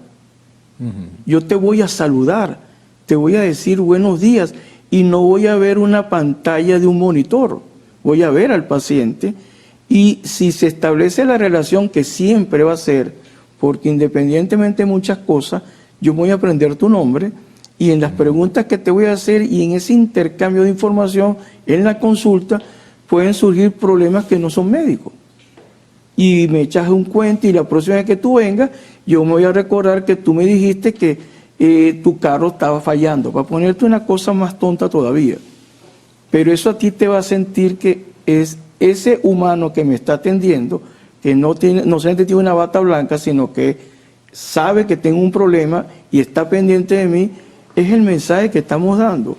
Y eso es lo que tenemos todos los profesionales de salud y el médico, por esa condición que te expliqué, es la diferencia. Y otra cosa, no es lo mismo diagnosticar con la altísima tecnología que hay en otros países que tener todavía esa formación de nuestras escuelas de medicina, donde el interrogatorio, el examen físico, el buscar y utilizar esto para hacer un diagnóstico nos diferencia. Fíjese que a pesar de todos los problemas que pudiera tener el campo, el ejercicio de la medicina en el país, sigue siendo una de las carreras más buscadas a nivel universitario. En efecto, mi querido amigo, porque definitivamente, y gracias a ustedes, en cualquier momento de situación de crisis, de situación dura del país, somos llamados para explicar, para dar testimonio, y yo creo que ese referente a nuestras generaciones de relevo, o sea, los que están estudiando en la primaria, en la secundaria, esa referencia siempre es un mensaje positivo, independientemente de la situación grave que esté el país.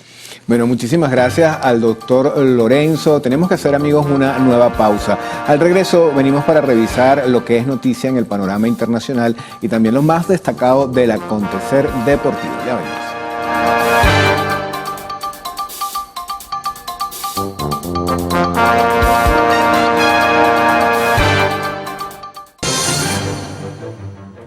El gobierno de Honduras amplió la alerta roja a 103 municipios del país debido a la sequía provocada por el fenómeno del Niño que afecta a cultivos, ganado y el suministro de agua en Tegucigalpa.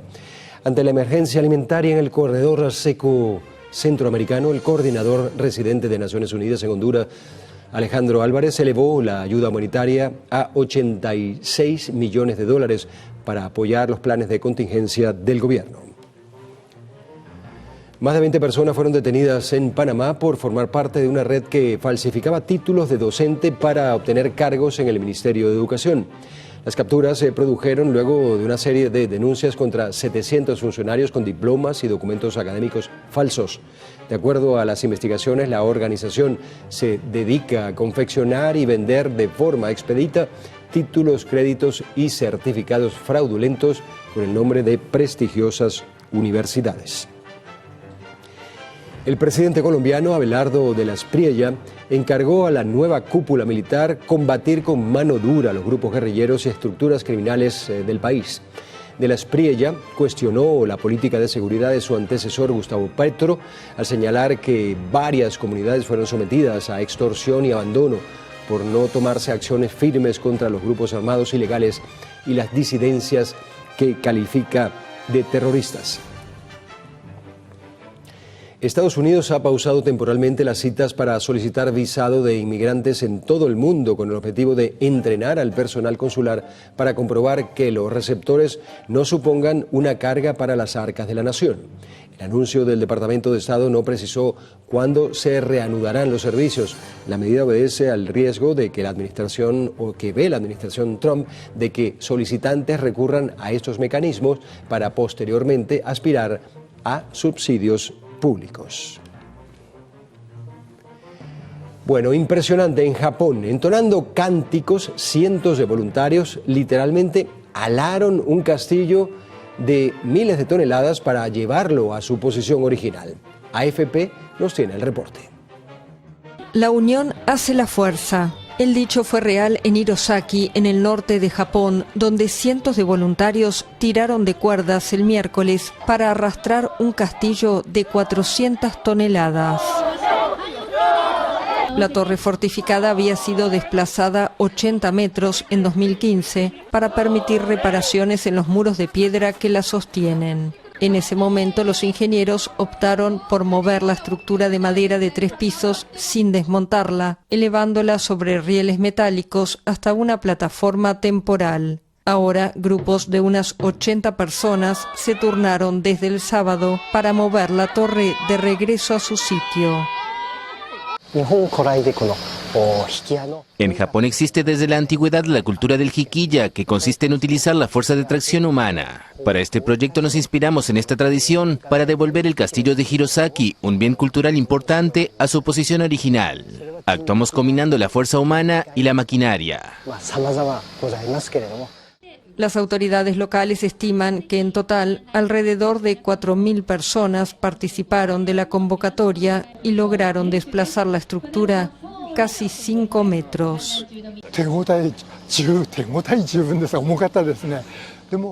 Fue un esfuerzo tremendo, era realmente pesado, pero yo soy uno de los que lo movieron hace 11 años y hoy estoy aquí para ayudar a volver a colocarlo en su sitio.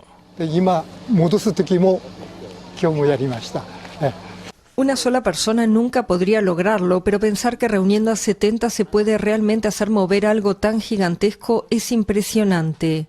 El municipio desplegará maquinaria pesada en septiembre para completar el recorrido, con el objetivo de completar la instalación en noviembre. Y luego de nuevas labores de restauración del tejado de cobre y las fachadas, la reapertura completa al público de esta obra maestra del periodo Edo, que se extendió de 1603 a 1868, está prevista para 2033.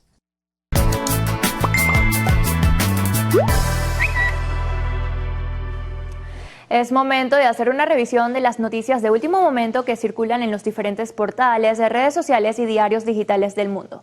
Comenzamos nuestro recorrido por los portales web de última hora con AFP, quien actualiza el número de fallecidos en Nepal en 359 muertos y más de 1.300 desaparecidos tras los deslaves. Las autoridades continúan con los rescates y búsquedas en la zona de desastre en el norte de Nepal junto al Tíbet chino.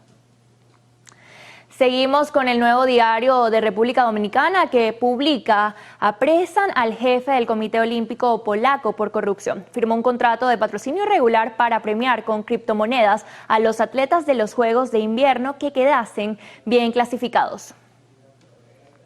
En nuestro video viral de hoy tenemos el momento en el que un conductor de tranvía aparentemente dormido chocó de frente con otra unidad en las calles de San Francisco, Estados Unidos. En las imágenes captadas por cámaras de seguridad se ve al hombre permanecer inmóvil unos 20 segundos hasta que de pronto el impacto lo sacude y destroza el parabrisas entero. En la parte de adelante, afortunadamente no hubo heridos. Las autoridades atribuyeron de forma preliminar el accidente a la fatiga del operador. Bueno, aparentemente sobra, porque creo que sí se veía dormido el pobre hombre, ¿no? Cansado. A veces no le damos la importancia necesaria al tema del sueño, pero es bastante importante. El descanso, por supuesto. Claro que sí. Gracias, Carelis. Vamos a ver qué nos tiene ahora Alejandro Parra en los deportes. Alejandro, buenos días.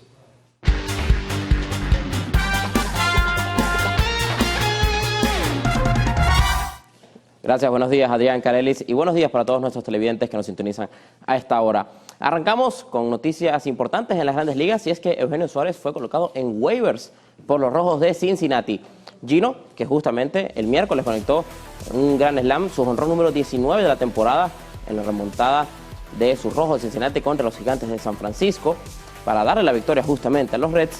El infielder venezolano fue enviado a waivers, por lo que puede ser tomado por cualquier equipo de la liga en las próximas 48 horas.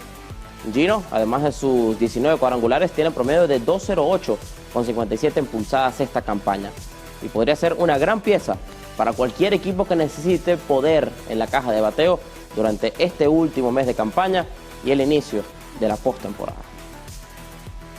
Y el lanzador venezolano Luis Perales fue ascendido a Grandes Ligas por los Nacionales de Washington y ya hizo su debut con los Nacionales. Perales, que se posiciona como el venezolano número 98 en estrenarse primero en Grandes Ligas antes que en la pelota invernal venezolana, ya que pertenece a los Caribes de Anzoátegui, pero aún no ha visto acción en la LVP con los Orientales. Su llamado a la gran carpa se produce luego de un sólido desempeño en AAA con los Red Wings de Rochester, donde registró una efectividad de 3.64 en 96 entradas. Perales debutó como Grandes Ligas en la jornada de este miércoles ante los Rockies de Colorado, ponchando a 3 y permitiendo 4 carreras en 2 innings de labor. Y luego de vencer a Filipinas, la selección nacional de béisbol femenino consiguió su clasificación a la super ronda del Mundial de Béisbol. Tras la victoria ante China Taipei 2-1 y 10-0 ante Filipinas en la mañana de hoy, aseguraron su clasificación a la próxima ronda, que será en Estados Unidos en 2027. Durante horas de la mañana tendrán su último partido de la fase de grupos, pero ya el objetivo está logrado. Felicidades a nuestras chamas. Pasamos a la Liga Española. El Real Madrid goleó 4-1 a la Real Sociedad en un partido con los criollos John Aramburu y Yángel Herrera, que salieron como titulares en San Sebastián.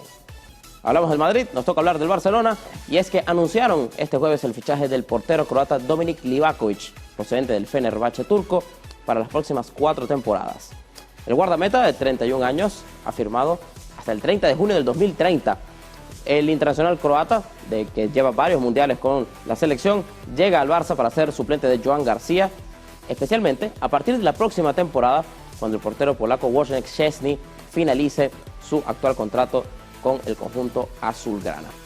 El Barça aún debe decidir si Livakovic va a continuar como suplente esta campaña o si lo cede a algún otro equipo.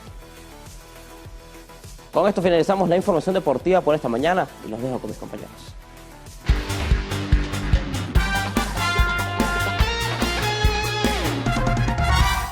Gracias, Alejandro. Nosotros también llegamos al final del noticiero Primera Emisión, agradeciéndoles como siempre su preferencia. Telever está en todo y el noticiero también. Nuestra próxima cita será hoy a las 12 del mediodía. No se la pueden perder. Les recordamos descargar nuestra aplicación Televen Max. Aquí nos vemos. En Instagram nos encuentra como Televen TV y El Piso Noticiero Televen. En YouTube estamos presentes como Televen TV con todo el contenido de nuestra programación. No olviden visitar nuestra página web www.televen.com, en donde encontrarán contenido exclusivo para su entretenimiento e información. También los invitamos a seguirnos en nuestro canal en WhatsApp, El Noticiero Televen, para que estén al día con las noticias. Recuerden, Televen está en todo. Sigan en nuestra sintonía.